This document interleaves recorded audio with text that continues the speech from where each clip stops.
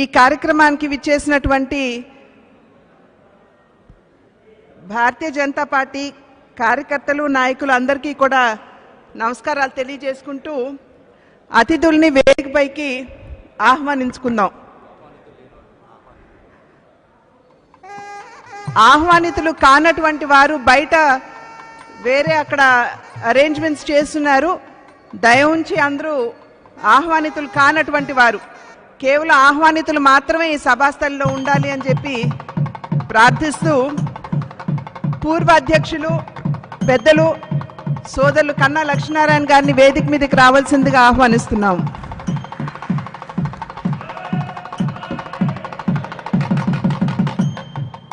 ప్రస్తుత అధ్యక్షులు సోదరులు పెద్దలు సోమవీర్రాజు గారిని వేదిక మీదకి ఆహ్వానిస్తున్నాం.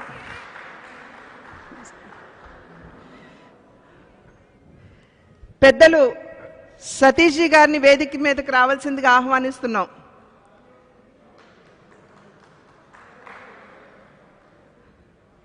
అదేవిధంగా ఈనాటి కార్యక్రమానికి ముఖ్య అతిథిగా వచ్చినటువంటి పెద్దలు సోదరులు రామ్ మాధవ్ గారిని వేదిక మీదకి ఆహ్వానిస్తున్నాం.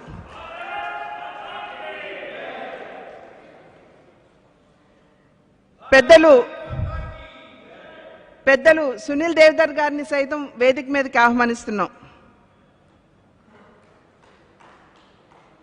అదేవిధంగా సోదరులు సత్యకుమార్ గారు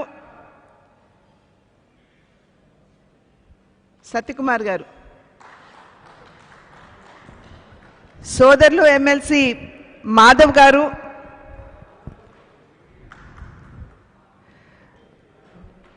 పెద్దలు ఎమ్మెల్సీ నారాయణ రెడ్డి గారు, వాకాటి నారాయణ రెడ్డి గారు, పూర్వ మంత్రివర్యులైనటువంటి ఆదినారాయణ రెడ్డి గారు,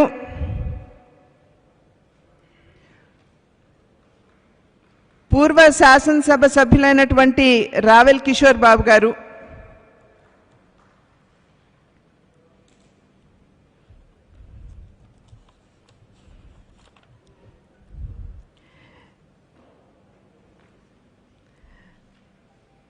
సభాయ నమః అంటూ సభా సరస్సుకు నమస్కరిస్తూ ఈనాటి కార్యక్రమాన్ని ప్రారంభించుకుందాం. మనందరికీ తెలుసు, మనం ఇక్కడ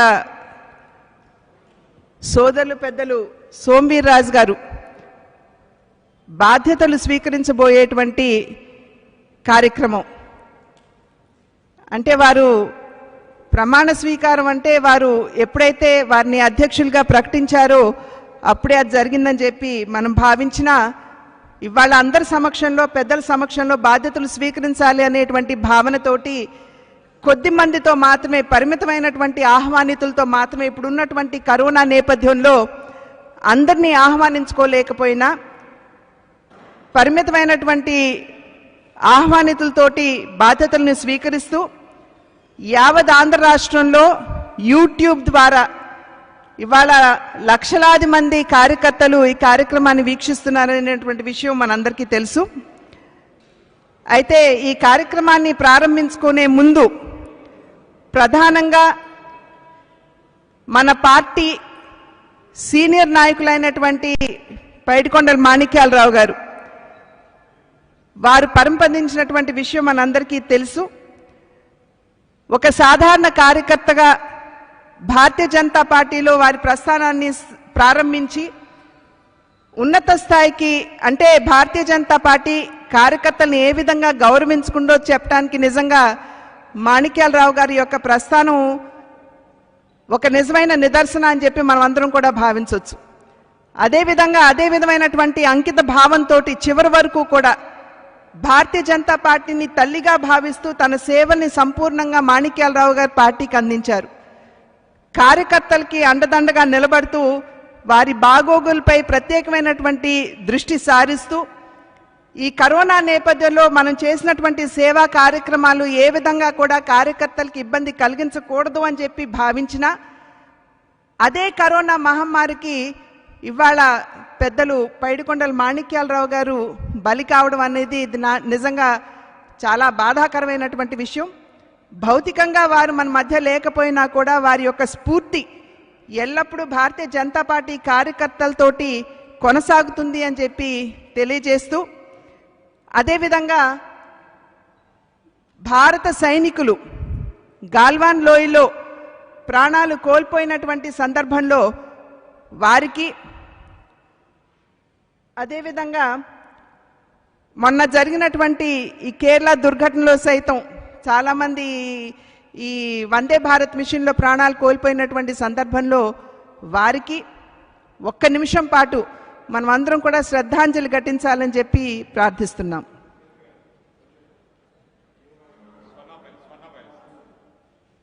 స్వర్ణ ప్యాలెస్ ఘటనలో ప్రాణాలు కోల్పోయినటువంటి బాధితులు, అంటే కరోనాకి అక్కడ క్వారంటైన్ సెంటర్గా భావించినప్పుడు జరిగినటువంటి దుర్ఘటనలో ఈ ఫైర్ యాక్సిడెంట్లో ప్రాణాలు కోల్పోయినటువంటి వారికి సైతం ఒక్క నిమిషం పాటు వారి గౌరవ సూచకంగా మౌనాన్ని పాటించాలని చెప్పి అభ్యర్థిస్తున్నాను.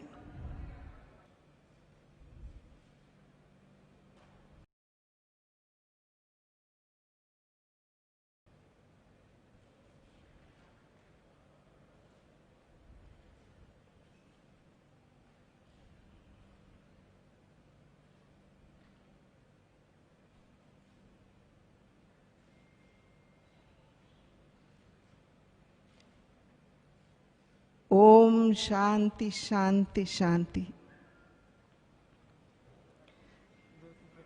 అదే ఉంది. వేదిక మీద ఉన్నటువంటి పెద్దలందరూ జ్యోతి ప్రజ్వలన చేయవలసిందిగా అభ్యర్థిస్తున్నాం.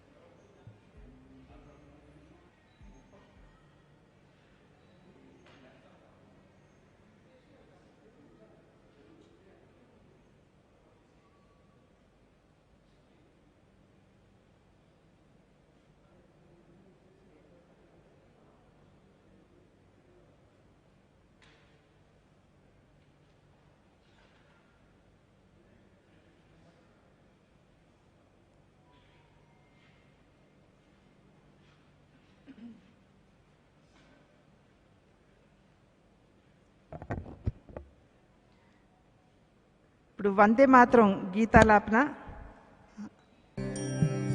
వందే మాతరం వందే మాతరం సుజలాం సుఫలాం మలయజ శీతలాం సస్యశ్యామలాం మాతరం వందే మాతరం శుభ్రజ్యోత్స్నా పులకితయామినీ పుల్లకుసుమిత ద్రుమదళ శోభినీ సుహాసినీ సుమధుర భాషిణీ సుఖదాం వరదాం మాతరం వందే మాతరం వందే మాతరం. భారత్ మాతా की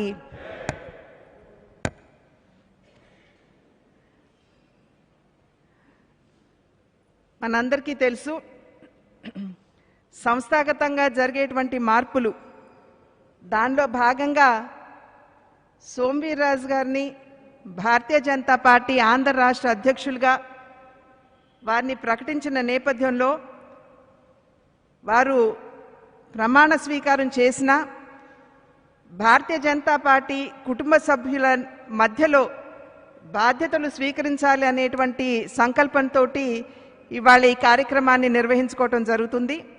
అయితే ఇందాక చెప్పినట్లుగా మనం ఇప్పుడున్నటువంటి కరోనా నేపథ్యంలో మనం పెద్దగా సమావేశాలు నిర్వహించుకోలేకపోతున్నటువంటి సందర్భంలో ముఖ్య నాయకుల మధ్య ఈ యొక్క బాధ్యతల స్వీకార కార్యక్రమాన్ని నిర్వహించుకుంటున్నా. ఆంధ్ర రాష్ట్ర వ్యాప్తంగా ఉన్నటువంటి లక్షలాది మంది భారతీయ జనతా పార్టీ కార్యకర్తలకి ఇప్పటికే యూట్యూబ్ లింక్ పంపించడం జరిగింది. వారందరూ కూడా యూట్యూబ్లో ఈ కార్యక్రమాన్ని వీక్షిస్తున్నారనేటువంటి విషయం మనందరికీ తెలుసు. కనుక మొట్టమొదటిగా పూర్వ అధ్యక్షులైనటువంటి కన్నా లక్ష్మీనారాయణ గారు గడిచిన కొద్ది కాలంలో ఏ విధంగా వారు మనకి మార్గనిర్దేశకత్వం చేశారో మనందరికీ తెలుసు. వారి నాయకత్వంలో భారతీయ జనతా పార్టీ కార్యకర్తలందరూ చాలా చురుకుగా అనేక సేవా కార్యక్రమాలు, కరోనా నేపథ్యంలో కార్యకర్తలు బయటికి వెళ్ళటానికి సైతం భయపడుతున్నటువంటి సందర్భంలో వారికి ఆత్మస్థైర్యం కలిగిస్తూ వారు సైతం కార్యక్రమాల్లో పాల్గొంటూ చురుకుగా కార్యకర్తల్ని వెన్నుతట్టి ప్రోత్సహిస్తూ ముందుకు నడిపించినటువంటి విషయం మనందరికీ తెలుసు. ఇప్పుడు పెద్దలు కన్నా లక్ష్మీనారాయణ గారిని వారిని సమావేశాన్ని సంబోధించవలసిందిగా అభ్యర్థిస్తూ వారిని ఆహ్వానిస్తున్నాను.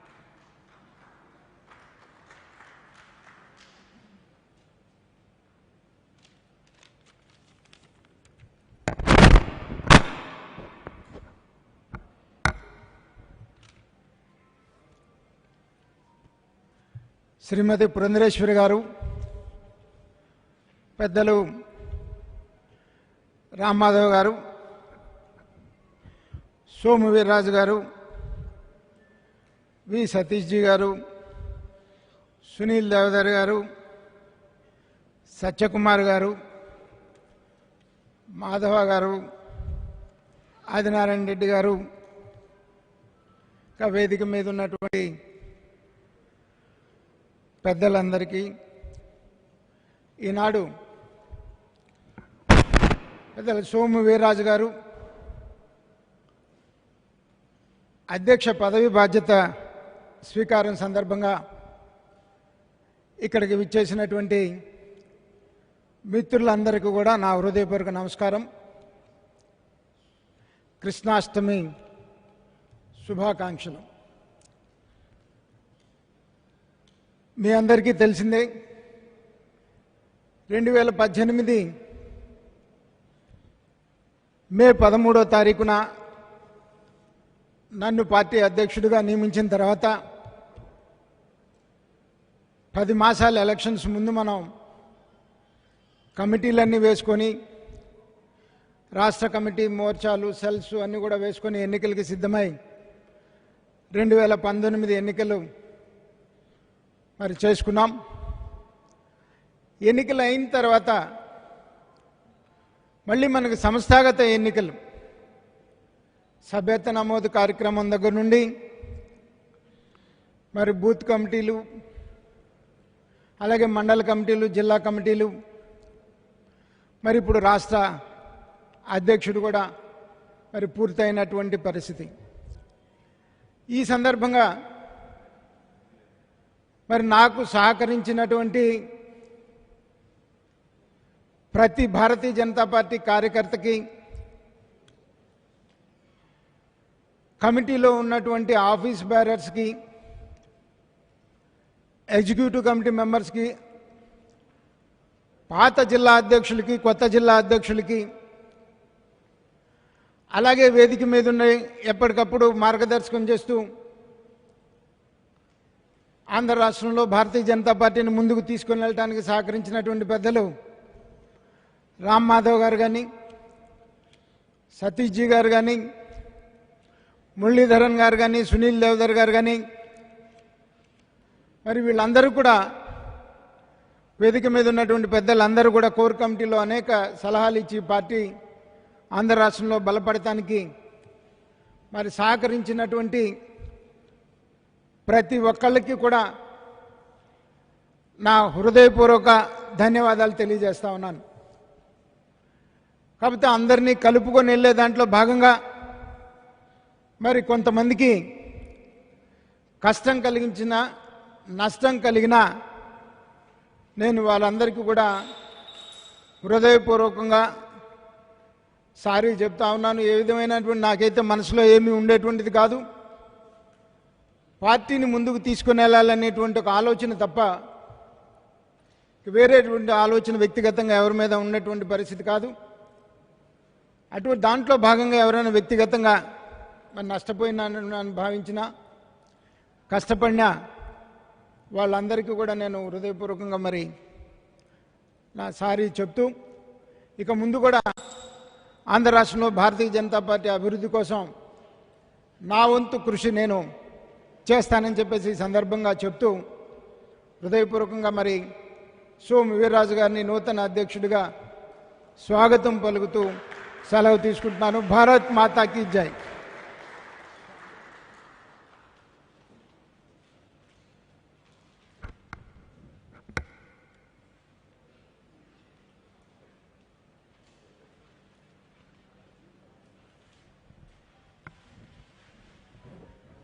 ఇంతకు ముందున్నటువంటి అధ్యక్షులు కన్నా లక్ష్మీనారాయణ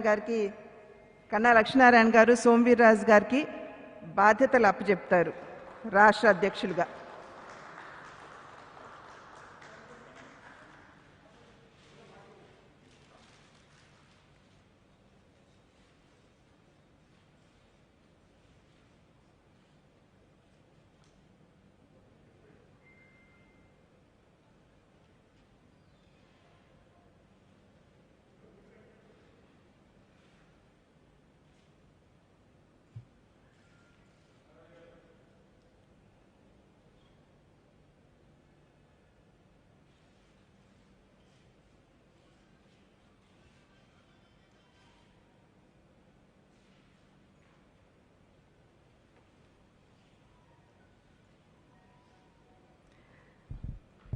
బాధ్యతలు స్వీకరించినటువంటి ప్రస్తుత అధ్యక్షులు వీర్రాజు గారికి అభినందనలు తెలియజేస్తూ, వారి ప్రస్థానం గురించి ఇక్కడ మనం ప్రస్తావించుకోకపోవడం భావ్యంగా ఉంటుందని చెప్పి నేను భావిస్తాను. ఎందుకంటే వీర్రాజు గారి ప్రస్థానం భారతీయ జనతా పార్టీతో ఏ విధంగా ముడిపడి ఉన్నదో మనందరికీ తెలియనటువంటి విషయం కాదు. పార్టీ కష్టకాలంలో సైతం పార్టీ యొక్క సిద్ధాంతాలు, పార్టీ యొక్క విశ్వాసానికి అనుగుణంగా వారు ముందుకు వెళుతూ పార్టీని అంటిపెట్టుకుని ఉంటూ పార్టీలో ఉన్నటువంటి అనేక మంది కార్యకర్తలకి ఏ విధంగా వారు వెన్నుదన్నుగా ఉన్నారో మనందరికీ తెలియనటువంటి విషయం కాదు. మాణిక్యాలరావు గారి విషయంలో మనం తలుచుకున్నట్టుగానే అంకిత భావంతో పనిచేసేటువంటి కార్యకర్తకి ఏ విధంగా భారతీయ జనతా పార్టీ గౌరవం ఇస్తుందో దానికి ఈ యొక్క కార్యక్రమం కూడా సజీవ నిదర్శనంగా మనం అందరం కూడా భావించవచ్చు. నూతన అధ్యక్షులుగా బాధ్యతలు స్వీకరించినటువంటి పెద్దలు సోదరులు వీర్రాజు గారిని వారి సందేశం భారతీయ జనతా పార్టీ కార్యకర్తలకి ఇవ్వాలని చెప్పి వారిని అభ్యర్థిస్తున్నాం.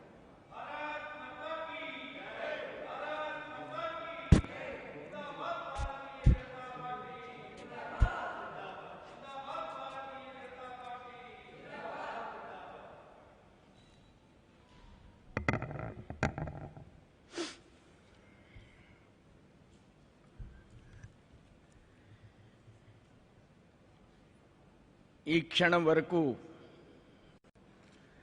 అధ్యక్షులుగా ఉన్నటువంటి పెద్దలు ఆంధ్ర రాష్ట్ర రాజకీయాల్లో అద్వితీయమైనటువంటి పాత్ర పోషించినటువంటి శ్రీ కన్నా లక్ష్మీనారాయణ గారు,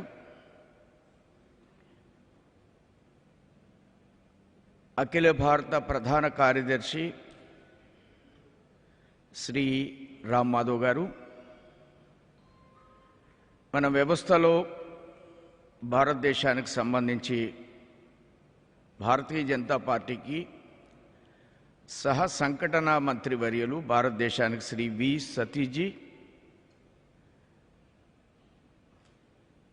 మన కేంద్ర కార్యదర్శులు, మన రాష్ట్రానికి సహ ఇన్ఛార్జ్ అయినటువంటి శ్రీ సునీల్ గారు,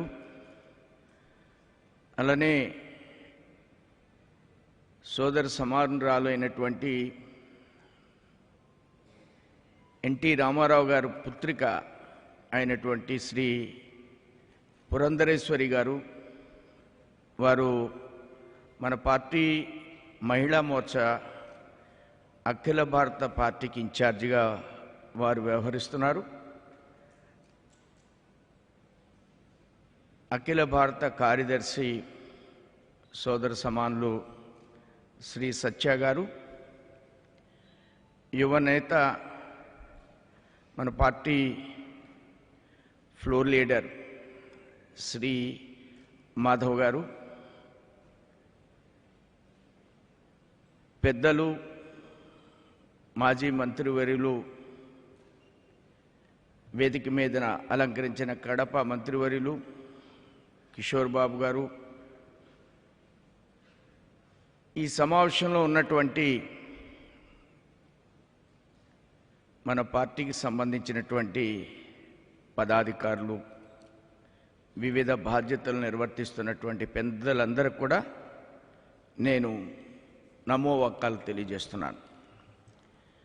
ప్రధానంగా ఆంధ్రప్రదేశ్ రాజకీయానికి భారతీయ జనతా పార్టీ యొక్క వాణి బాణి ఒక అత్యంత అవసరమైనటువంటి ప్రక్రియ.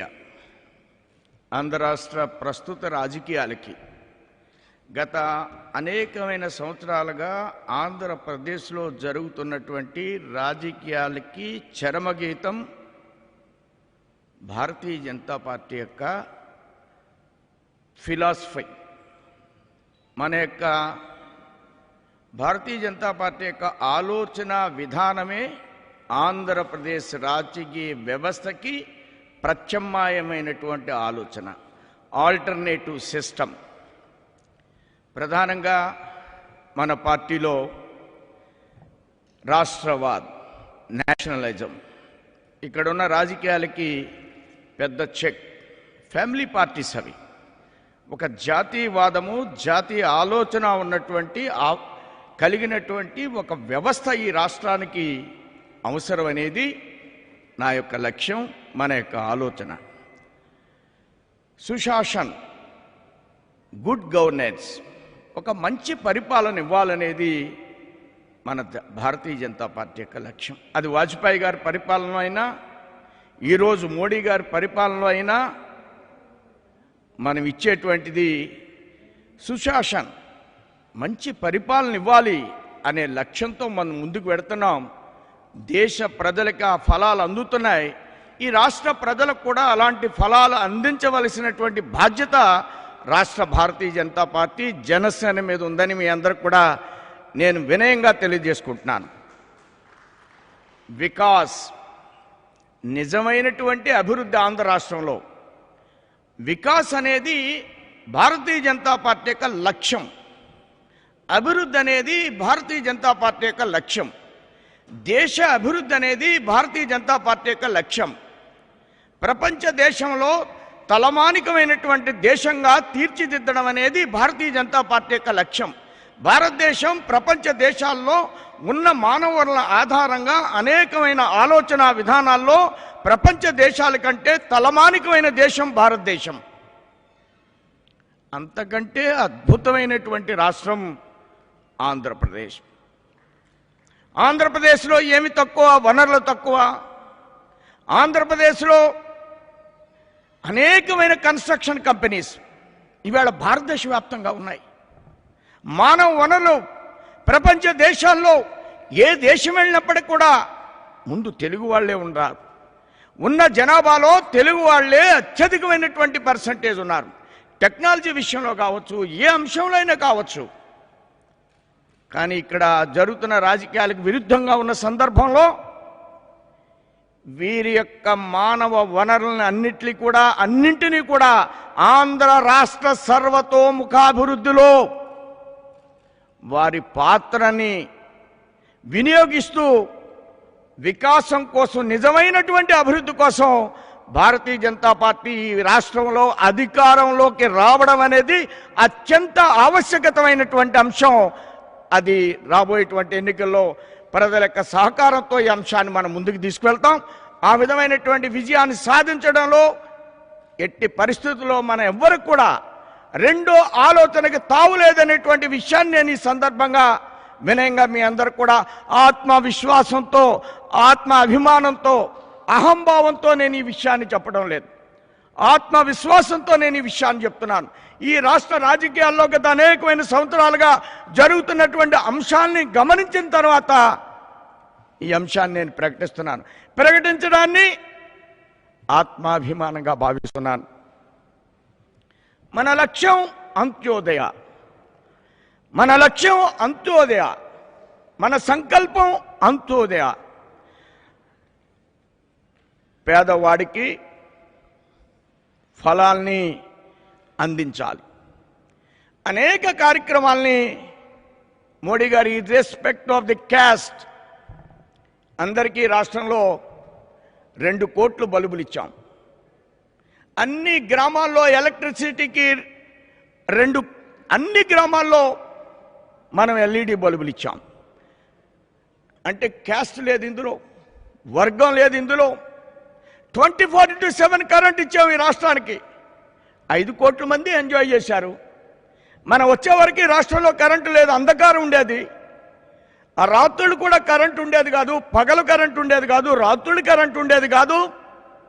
సబ్కా సాత్ సబ్కా వికాస్ అంటే అందరి జీవితాల్లో వెలుగుని నింపడంలో కరెంట్ 24/7 అనేది ఒక అంశాన్ని మీ ముందు ఉంచడానికి ప్రయత్నం చేస్తున్నాను. అంత్యోదయ. మోడీ గారు ఈ మధ్యకాలంలో 500 రూపాయలు అందరికీ వేస్తున్నారు. ప్రతి మహిళకి, ప్రతి వ్యక్తికి జన్ధన్ అనేటువంటి ఒక కార్యక్రమాన్ని తీసుకున్నారు.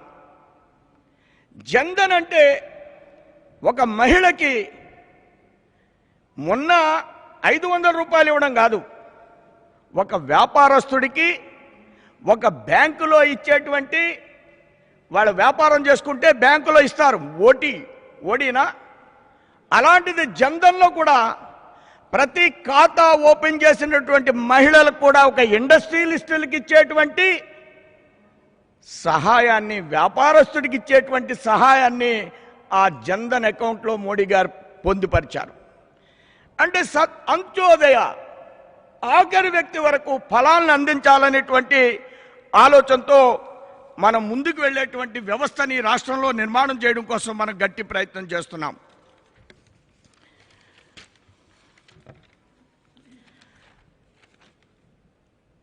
మనం 24లో భారతీయ జనతా పార్టీ జనసేన ఈ రాష్ట్రంలో ప్రభుత్వాన్ని ఏర్పాటు చేసే దిశగా మనం ప్రయాణిస్తాం. తప్పకుండా ఈ రాష్ట్రంలో ఉన్నటువంటి వనరుల ఆధారంగా రాజకీయ పార్టీలు సహజంగా అధికారంలోకి రావాలని కలలు కనేది మన రాష్ట్రంలో వాళ్ళ కుటుంబాల కోసం. కానీ భారతీయ జనతా పార్టీ 24లో అధికారంలోకి వస్తుంది. జనసేన బీజేపీ అంటే నేను చెప్పిన 4 అంశాల కోసం ఈ రాష్ట్రంలో ఎవరో ముఖ్యమంత్రి అవడం కోసం కాదు, నిజమైనటువంటి అభివృద్ధి సాధించడం కోసం 24లో మనం రాబోయేటువంటి ఎన్నికల్లో ఈ రాష్ట్రంలో తప్పకుండా అధికారంలోకి వచ్చి తీరుతాం. ఇదే మన లక్ష్యం, ఇదే ఆలోచన, ఇదే ధ్యేయంతో మనం ముందుకు పెడతాం. 175 అసెంబ్లీలు, 25 పార్లమెంట్లు, 45,000 పోలింగ్ బూతులు, వీటినన్నింటినీ కూడా సజీవమైనటువంటి వ్యవస్థ నిర్మాణం చేస్తాం. వ్యవస్థ నిర్మాణం చేయడం కాదు, ప్రతి కార్యక్రమాన్ని, ప్రభుత్వ ఫలాల్ని ఈ పోలింగ్ బూత్ ద్వారా, ఈ మండల కమిటీ ద్వారా, ఐసిడిఎస్లో ఈ మధ్యకాలంలో మోడీ గారు గర్భిణీ స్త్రీలకి పాలు ఇమ్మన్నారు. గర్భిణీ స్త్రీలకి అనేక రకాలైనటువంటి కార్యక్రమాలను ఇంప్లిమెంట్ చేయమన్నారు మోడీ గారు.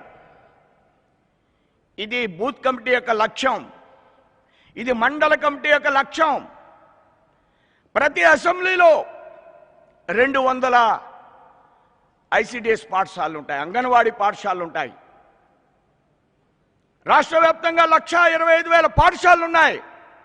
ఇప్పటికి కూడా ఆ పరిపాలకులు కానీ ఈ పరిపాలకులు కానీ 60 గ్రాములు కోడిగుడ్డు వాళ్ళకి పెట్టించలేకపోతున్నారు.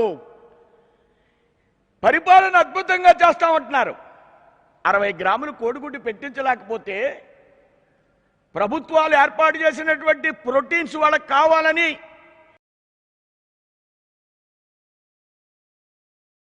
నుంచి ఇవి జరుగుతున్నాయి. కానీ ఎందుకు జగన్మోహన్ రెడ్డి పెట్టించలేదు? ఎందుకు గత ప్రభుత్వంలో ఉన్నవాడు 60 గ్రాములు కోడిగుడ్డు పెట్టించడం కష్టమా? పాఠశాలల్లో, హాస్టల్లో, అంగన్వాడీ కుటుంబాల్లో అట్టడుగు వర్గాలకు చెందినటువంటి వాళ్ళు. ఇది మోడీ గారి యొక్క లక్ష్యం, ఇది మోడీ గారి యొక్క ఆలోచన. పాలు ఇవ్వాలి పిల్లలకి, గర్భిణీ స్త్రీలకు పాలు ఇవ్వాలి. ఈ మధ్యకాలంలోనే ఇంట్రడ్యూస్ చేశారు. ఈ విధంగా మనం ఒక మంచి దృష్టి కోసం ఈ రాష్ట్రంలో వ్యవస్థను ఆలోచింప చేయాలి, ఈ రాష్ట్రంలో పరిపాలనలోకి రావాలి. 1 కోటి మందికి 60 గ్రాములు కోడిగుడ్డు ఇవ్వాలి, 1 కోటి మందికి 60 గ్రాములు కోడిగుడ్డు ఇవ్వాలి. 5 రూపాయలు కోడిగుడ్డు ఇవ్వాలి, 2 రూపాయలు కోడిగుడ్డు కాదు. ఇట్లా ఈ రాష్ట్రంలో మనం చూస్తున్నాం. ఒక నిజమైనటువంటి రాజకీయపరమైనటువంటి ఆలోచనలు నిర్మాణం చేయాలి. రోజు రాజకీయ ఆలోచన కాదు, ప్రతిరోజు రాజకీయమే. రాజకీయం ఎలక్షన్ వచ్చిన సందర్భంలోనే వాడాలి. మిగతా సమయాల్లో ప్రభుత్వానికి కానీ ప్రతిపక్షాలు కానీ రాష్ట్ర ప్రజలకు సంబంధించినటువంటి ఆలోచన నిర్మాణం చేయాలి. నిజమైనటువంటి అంశాలను రేకెత్తించాలి. రియల్ ఇష్యూస్ని మనం ఫోకస్ చేస్తాం. Genuine issues only. చిన్న అంశాల్లో కూడా సిబిఐడి సెంట్రల్ గవర్నమెంట్ని ఇంటర్ఫీర్ చేసేటువంటి పరిస్థితులు వస్తున్నాయి. రాజకీయాలు నిరంతరమైనటువంటి ఆలోచనలు ఉండకూడదు. ఆ విధంగా డెవలప్మెంట్ అనేది, లీడర్షిప్ అనేది మనం ఫోకస్ చేయాలి. Development and leadership. లీడర్ చాలామంది ఉన్నారు కదా. చాలామంది అంటారు, ఇప్పుడున్న ప్రభుత్వం కానీ గత ప్రభుత్వం కానీ మేము బీసీలకి ఇంతమంది ఇచ్చాం, మేము వీళ్ళకి ఇంతమంది ఇచ్చాం, ఎస్సీస్కి ఇచ్చాం, ఎస్టీస్కి ఇచ్చాం. ఇది నిజమా? నిజమైనటువంటి పరిపాలన, నిజమైనటువంటి నాయకత్వం చేసేటువంటి కార్యక్రమాల? గతంలో ఒక హోంమంత్రి ఉండేవారు, నా స్నేహితులైన చంద్రబాబు నాయుడు గారి గవర్నమెంట్లో. బయట అందరూ ఏం చెప్పుకునేవారంటే ఆయన గురించి ఉప ముఖ్యమంత్రి ఆయన, హోంమంత్రి ఆయన, కానీ కానిస్టేబుల్ కూడా ట్రాన్స్ఫర్ చేయలేకపోతున్నారండి. ఏదో కమ్యూనిటీకి ఇచ్చామని చెప్పుకోవడం కోసం ఎన్ని ట్యాగులు. ఇప్పుడు ఇక్కడ కూడా హోంమంత్రి ఉంది, ఎస్సీకి ఇచ్చామండి హోంమంత్రి. ఎస్సీలందరి మీద గుండు కొరికేస్తున్నారు. ఎస్సీ హోంమంత్రి. మనం ఇచ్చాం ఈ దేశానికి ప్రధానమంత్రిని. ఒక చిన్న కమ్యూనిటీ సామాజిక వర్గంలో ఒక చిన్న వ్యవస్థకు సంబంధించినటువంటి ఒక వ్యక్తిని భారతదేశానికి ప్రధానమంత్రిని చేస్తే ఈవేళ ప్రపంచ దేశాల్ని శాసించేటువంటి అంశంగా మార్చేటువంటి ఏమిటండి ఇవి రాజకీయాలు. దీనికోసమే మా తపన ఈ రాష్ట్రంలో. అలాంటి లీడర్షిప్ని, అలాంటి ఆలోచనల్ని, అవన్నీ నిజం కాదు. ఈ మధ్యకాలంలో పెద్దలు ఎవరో అన్నారు, ఏమండి అది ఆ పార్టీ ఈ కులం, ఇది ఈ కులం. భారతీయ జనతా పార్టీ వీటిని ఎట్టి పరిస్థితుల్లోనే అంగీకరించదు. ఆ క్యాస్ట్ అనే మాటని మేము వెంటనే డినై చేస్తాం. భారతీయ జనతా పార్టీ కులాలకి అతీతమైనటువంటి ఒక నేషనలిస్టిక్ ఓరియంటేషన్ నిర్మాణం చేసేటువంటి ఒక వ్యవస్థ. భారతీయ జనతా పార్టీ రాష్ట్రంలో అన్ని వర్గాలకు సంబంధించినటువంటి అందరికీ స్పేస్తో అందరి యొక్క లీడర్షిప్ని, నిజమైనటువంటి లీడర్షిప్ని. ఇప్పుడు ఒక ముఖ్యమంత్రిని చూశాను మా జిల్లా వారైనా, చాలా మంచి మిత్రులాడు. ఏదైనా చెప్పామనుకోండి, ఒకసారి ముఖ్యమంత్రి గారితో ఆలోచించి మాట్లాడతానండి, ఒకసారి వారికి చెప్తానండి. మోడీ గారు అలా అంటారా? మోడీ గారు అమెరికా వెళ్ళి ఆ యొక్క దేశ అధ్యక్షుడిని చెయ్యబట్టుకుని గంట నడిపించాడు. ఇది భారతీయ జనతా పార్టీ యొక్క క్యారెక్టర్, ఇది భారతీయ జనతా పార్టీ యొక్క ఆలోచన విధానం. This type of leadership, this type of commitment Bharatiya Janata party దేశానికి ఇచ్చింది, ఈ రాష్ట్రానికి కూడా ఇస్తుంది అనేటువంటి విషయాన్ని మీ అందరికి కూడా నేను తెలియజేస్తున్నాను. జనరల్గా గతంలో అనేక కాలం నుంచి మనం గమనిస్తున్నాం ఈ రాష్ట్రంలో. ఆ విషయాల్లో కలగజేసుకోండి, ఈ విషయాల్లో కలగజేసుకోండి, కేంద్రం అనేటువంటి విషయాన్ని ప్రస్తావిస్తున్నారు. కేంద్రం ఈ రాష్ట్రానికి, ఈ దేశంలో ఈ సంవత్సరం 1,20,00,000 ఇళ్ళు ఇస్తే ఈ రాష్ట్రానికి 20 లక్షల ఇళ్ళు, జగన్మోహన్ రెడ్డి గారి ప్రభుత్వానికి 20 లక్షల ఇళ్ళు ఇవ్వాలని ప్రామిస్ చేశాం మనం. 30 లక్షల పట్టాలు ఇస్తున్నాడు ఆయన. కట్టిన ఇళ్ళు, చంద్రబాబు నాయుడు కట్టిన ఇళ్ళు 3,10,000లో 60,000 కంప్లీట్ అయినాయి. అవి డిస్ట్రిబ్యూట్ చేయడం లేదు. 30 లక్షల పట్టాలు ఇస్తానంటున్నారు. చంద్రబాబు నాయుడు గారి ఇళ్ళు కట్టిన వాటిలో అవినీతి జరిగింది. వీరు 30 లక్షల పట్టాల్లో భూములు కొనేటప్పుడు వీరు కూడా అదే స్థాయిలో వ్యవహరించారు. దాన్ని వదలలేదు మనం, దీన్ని వదలలేదు మనం. జగన్మోహన్ రెడ్డి మాత్రం 150 కోట్లు అవినీతి గురించి చెప్పారు. ఈ యొక్క హౌసెస్లో 5,000 కోట్ల అవినీతి జరిగిందన్నారు, మాట్లాడడం లేదు. కానీ మనం 15 లక్షల ఇళ్ళు ఈ రాష్ట్రానికి ఇస్తున్నాం. వారు 30 లక్షల పట్టాలు ఇస్తున్నారు. 15 లక్షల ఇళ్ళు మనం ఇవ్వడానికి సిద్ధంగా ఉన్నాం. ప్రతి ఇంటికి 1,50,000 సబ్సిడీ ఇవ్వడానికి సిద్ధంగా ఉన్నాం. ప్రతి ఇంటి ప్రతి పట్టాలో కూడా రోడ్లు వేయడానికి ఎన్ఆర్ఈజీఎస్ నిధుల్ని 3,000 కోట్ల రూపాయలు ఇచ్చాం. రాబోయేటువంటి రోజుల్లో ప్రతి ఇంటికి కూడా కుళాయి వేయడానికి మనం సెంట్రల్ గవర్నమెంట్ ఆర్డబ్ల్యూసీ నుంచి నిధులు ఇస్తున్నాం. ప్రతి ఇంటికి పర్మనెంట్ రోడ్లు వేయడం కోసం మనం పంచాయతీరాజ్ శాఖకి నబార్డు ద్వారా నిధులు ఇచ్చే ప్రయత్నం చేస్తాం. అంటే ఈ ఇళ్లలో అత్యధిక భాగం కేంద్ర ప్రభుత్వానివే. ఇళ్ళు కట్టడానికి, స్థలాలు కొనడానికి జగన్మోహన్ రెడ్డి గారు ఇచ్చింది 7,000 కోట్లు మాత్రమే. మేమిచ్చే సబ్సిడీ 15 లక్షలకి 1,50,000 సబ్సిడీ. రోడ్లు వేయడానికి అంటే నేను ఎందుకు చెప్తున్నానంటే ఈ విషయాల్ని, ఇది మోడీ గారు పెట్టింది కాదు. కేంద్ర వ్యవస్థలు సక్రమంగా రాష్ట్రాల్లో ప్రతి వాళ్ళకి సహాయం చెయ్యాలంటే కొన్ని ఆలోచన విధానాలను ప్రవేశపెట్టారు. అది వాజ్పేయి గారి టైంలో, మోడీ గారి టైంలో అత్యద్భుతంగా ముందుకు వెళ్ళిని. ఈ ఇంటి విషయంలోనే నేను క్లారిటీగా చెప్పడం కోసం ప్రయత్నం చేశాను.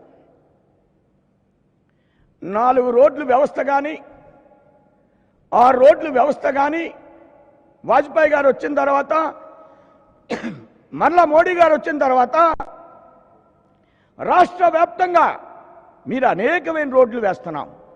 కర్నూలు నుంచి అమరావతి, అనకాపల్లి నుంచి ఆనందపురం, అదే వాజ్పేయి గారి టైంలో కత్తిపూడి నుంచి ఒంగోలు వరకు. అలానే రైల్వే లైన్ కావాలంటే బాలయ్య గారు ఉండగా కోటిపల్లి దాకా కాకినాడ నుంచి వేస్తే రామ్మాధవ్ గారు అది అమలాపురం దాకా ఇంచుమించు 1500 కోట్లు బడ్జెట్ దాన్ని కేటాయించేటువంటి సిద్ధంలో ఉన్నారు. అవి వేయిస్తూ ఉన్నారు. ఆ రైలు మార్గం ముందుకు వెళ్ళేటువంటి పరిస్థితి ఉంది. డిజిటల్ ఇండియా గ్రామానికి మనం ఈ డెక్ట్ వేసి అన్ని గ్రామాలకు కూడా నెట్ రావాలి. 5000 కోట్లు గత ప్రభుత్వంలో ఇచ్చాం. దానిలో కూడా ఎగ్జామిన్ చేయాలి ప్రభుత్వం ఏం జరిగిందనే విషయం. 1500 కోట్లు ఉంది ఇప్పుడు ఈ రాష్ట్రంలో. ఒక గ్రామానికి లైట్లు, ఒక గ్రామానికి శ్మశాన వాటలకి చుట్టూరు కాంపౌండ్ వాళ్ళు, స్కూల్కి కాంపౌండ్ వాళ్ళు, సర్వశిక్ష అభియాన్లో యూనిఫాము 3 జతల బట్టలు ఇచ్చి జగనన్న యూనిఫామ్ అంటారు. అది వాజ్పేయి గారు సర్వశిక్ష అభియాన్లో పెట్టినటువంటిది. యూనిఫామ్ కానీ, చెప్పులు కానీ, స్కూల్ యొక్క బుక్స్ కానీ 104 కానీ 109 కానీ వాజ్పేయి గారు వచ్చినప్పుడు వారి పరిపాలనలో ఆరోగ్యం గురించి కానీ మనం ఆలోచించినట్లయితే రూరల్ హెల్త్ మిషన్ అదే 104, 109, 108 వారు ఇచ్చినటువంటి 60% నిధులతోటి ఈ వ్యాన్లన్నీ కొన్నారు. గతంలో కూడా కొన్నారు తల్లి బిడ్డ ఎక్స్ప్రెస్ అనేది. కానీ అందులో మన బొమ్మ వేయరు, అందులో మోడీ గారు బొమ్మ వేయరు. వాజ్పేయి గారు ఎస్టీస్కి మంత్రి ఇచ్చారు. మనం ఎస్టీస్కి అతి చేరువ. వాజ్పేయి గారు వచ్చే వరకు ఎస్టీస్కి మంత్రి లేదు భారతదేశంలో. మనం 4 రోడ్లే వేయలేదు, టెలిఫోన్లే ఇవ్వలేదు. ఎస్టీస్కి మంత్రివర్గంలో స్థానం కల్పించి ఎస్టీ ఫైనాన్స్ కమిషన్ ఏర్పాటు చేసి డైరెక్ట్గా బ్యాంకుతో ప్రమేయం లేకుండా ఎస్టీ యువకులకు అందరికీ లోన్ ఇచ్చి క్యాబినెట్ మినిస్టర్, డిప్యూటీ మినిస్టర్ని. అరే కాంగ్రెస్ అంతకాలం నుంచి ఉండి అడవుల్లో విసిరివేయబడ్డ వాళ్ళకి ఎస్టీస్కి మంత్రి వాజ్పేయి గారు ఆలోచించారు. 4 రోడ్లు కాదు, టెలిఫోన్లు కాదు. గాంధీ మహాత్ముడు వారి యొక్క గాంధీ ఆశ్రమంలో నెహ్రూ గారు వస్తే బాత్రూముల్ని శుభ్రం చేయించారు. వాజ్పేయి గారు ఆయన ఒక బుట్ట చీపురు ఉండేది, మనం అందరం గమనించేవాళ్ళం. వాజ్పేయి గారు వచ్చిన తర్వాత కర్మచారి కమిషన్ ఏర్పాటు చేశారు. మనకి రెగ్యులర్గా మన మధ్య నుండి ఆ మైలను ఎత్తి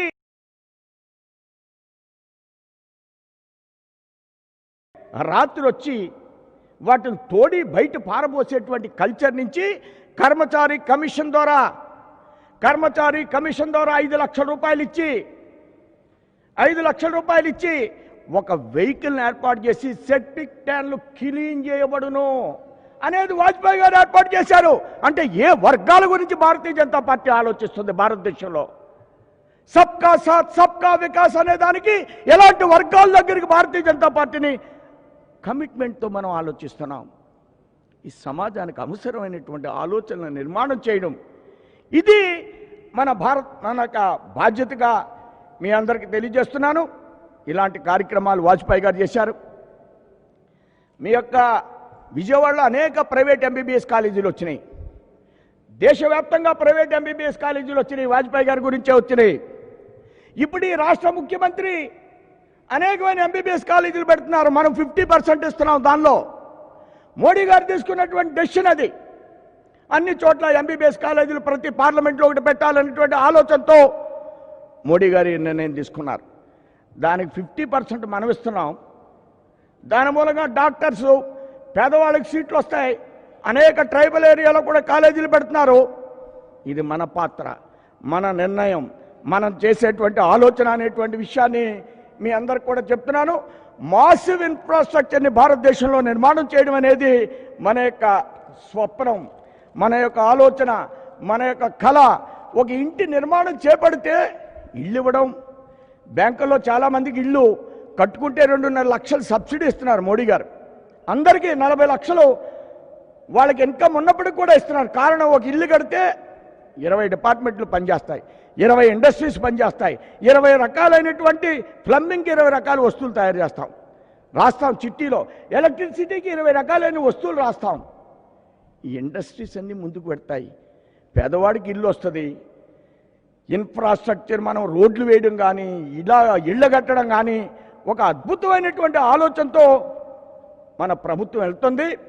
అవన్నీ ఈ రాష్ట్రంలో మనం ముందుకు తీసుకువెడుతున్నాం. విశాఖపట్నం రైల్వే జోన్ ఇచ్చాం. మనం వైజాగ్ టు చెన్నై ఇండస్ట్రియల్ కారిడార్ని ఇచ్చాం. ఈ రోడ్ కనెక్టివిటీ నేను 2-3 చెప్పాను. రాష్ట్ర వ్యాప్తంగా అన్ని జిల్లాల్లో ఈ అంశాలు ఉన్నాయి. చిత్తూరు నుంచి ఇచ్చాపురం దాకా అన్ని జిల్లాల్లో ఈ రోడ్ కనెక్టివిటీని ఏర్పాటు చేస్తున్నాం. రాజమండ్రి నుంచి అరకు అంటే ఏంటది? ఒక టూరిజాన్ని అభివృద్ధి చేయాలంటే ట్రైబల్ ఏరియా నుంచి ఒక రోడ్డు వేస్తే ఆ యొక్క ప్రదేశాలను చూసుకుంటే వెళ్ళేటువంటి ఒక ఆలోచన. టూరిజం డిపార్ట్మెంట్ వాళ్ళు కర్నూలుకి 50 కోట్లు ఇచ్చారు. టెంపుల్ యొక్క ఆలోచనలో అన్నవరానికి ఇస్తున్నారు, సింహాచలానికి ఇచ్చారు.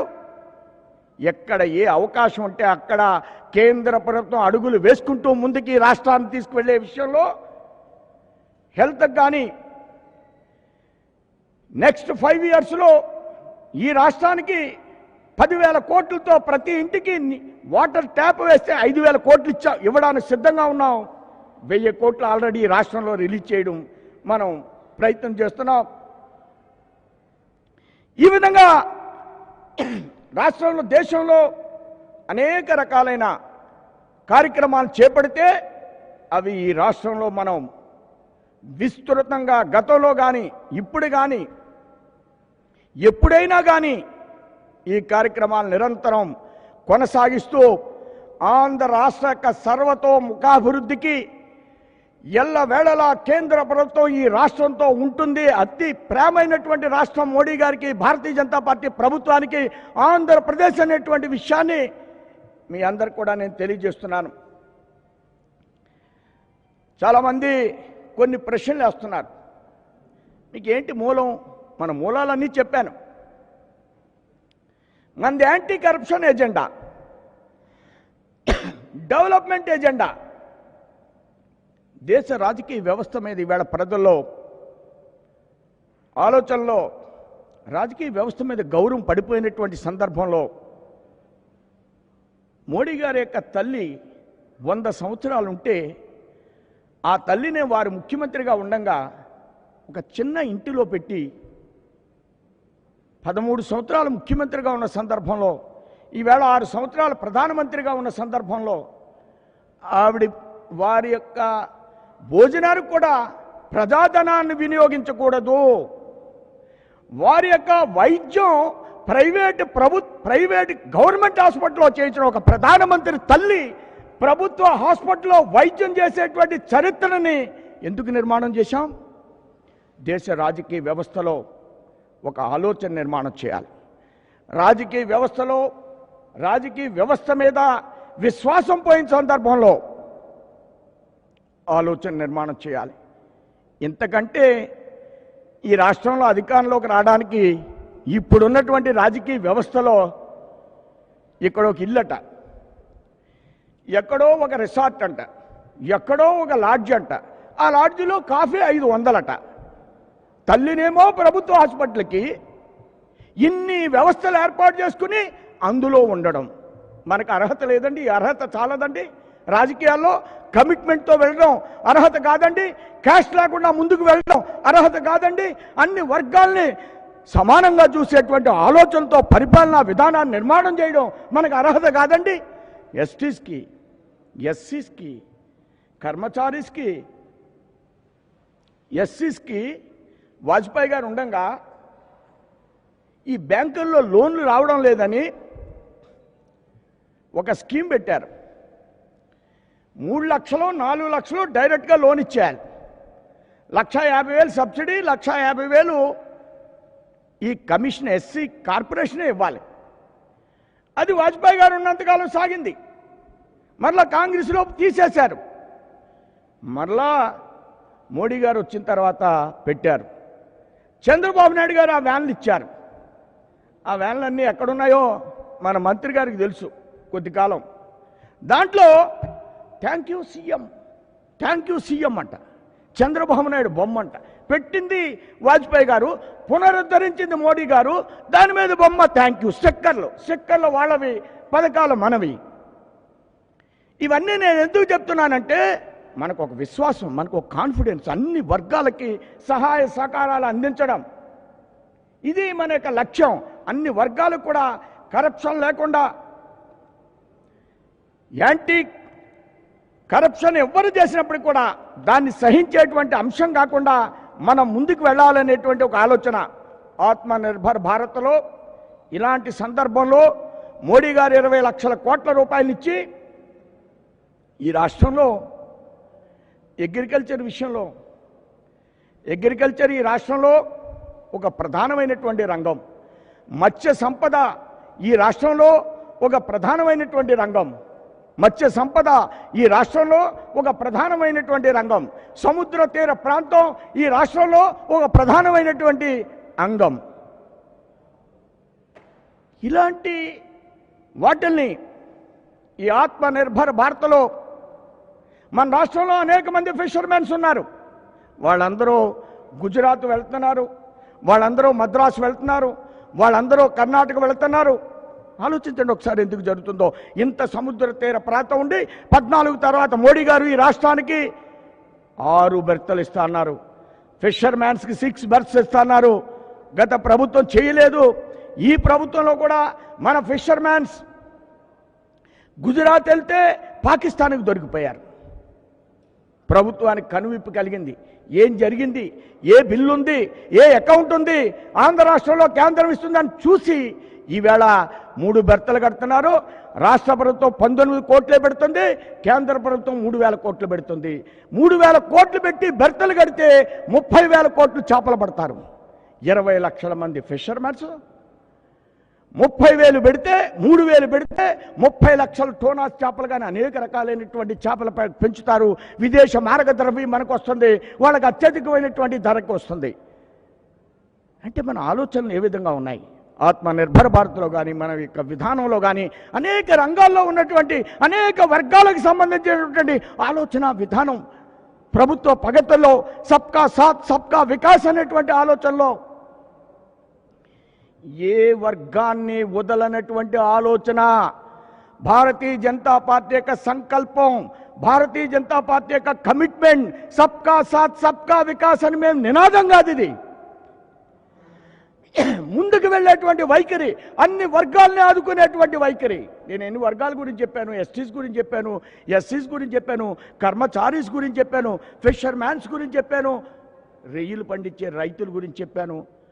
రైతాంగము ఏవైతే మహిళా సంఘాలు ఉన్నాయో, ఇవాళ మహిళా సంఘాలు, డోక్రా మహిళా సంఘాలు ప్రపంచ దేశాలన్నీ కూడా తిరుగుతున్నాయి. డోక్రా మహిళా సంఘాలు వాళ్ళు ఉత్పత్తులు చేస్తున్నారు, వాళ్ళు అనేక రకాలైనటువంటి వస్తువులు అమ్ముతున్నారు తయారు చేసి. రైతును కూడా వారు పండించేటువంటి పంట ద్వారా అలాంటి ఉత్పత్తులను తయారు చేయాలనేది మోడీ గారి ఆకాంక్ష. ఈ రైతు పండించే ప్రతి పంటని ప్రపంచ దేశాలకి పంపించాలి. రైతు కూడా ఒక వ్యాపారస్తుల, రైతు తన పండించే పంటకి అవి మహిళా సంఘాలు, ఈ ఎఫ్పిఓస్, వీటిని వేళ ప్రభుత్వం కేంద్రం ఆలోచిస్తుంది. ఇలాంటి కష్ట సమయంలో కూడా అనేక రకాల కార్యక్రమాలని రైతుల గురించి కానీ, ఎంఎస్ఎంఈస్ గురించి కానీ, అట్లనే వలస కార్మికుల గురించి కానీ, వివిధ వర్గాల గురించి కష్ట సమయంలో ఇష్టమైనటువంటి అనేక రకాల కార్యక్రమాలు. ఇవి దఫదఫాలుగా చెప్పాను అనుకోకండి, ఇవి మా కమిట్మెంట్స్, ఇవి మా యొక్క స్వాభిమానానికి టిక్ టాక్ తీశారా. వెంటనే భారతదేశంలో అనేకమైన టాక్స్ వచ్చేసినాయి.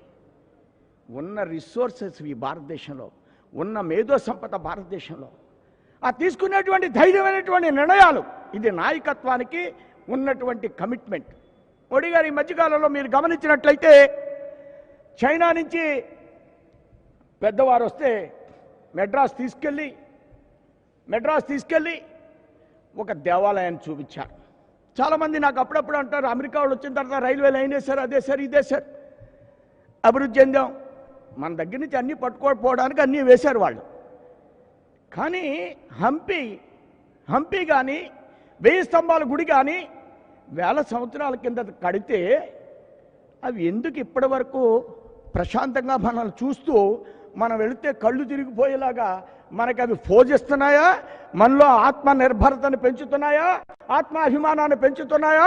స్వాభిమానాన్ని పెంచుతున్నాయా? ఈవేళ ఏముంది? ఆ వేళ కమిట్మెంట్ ఉంది భారతదేశంలో, ఈవేళ కరప్షన్ ఉంది.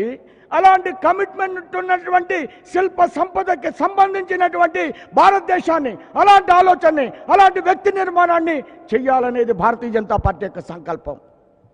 ఇంత అద్భుతమైనటువంటి దేశమే భారతదేశం.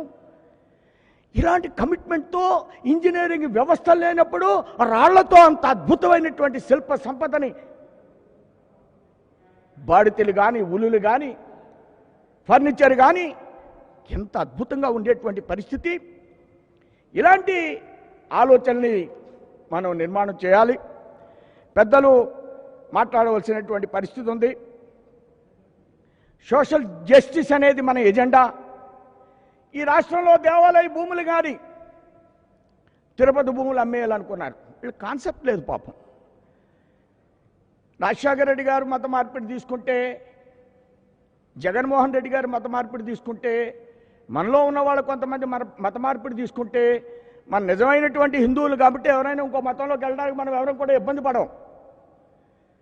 నిజమైనటువంటి సోషలిజం ఎక్కడుందంటే భారతదేశంలో భారతీయతలో ఉంది.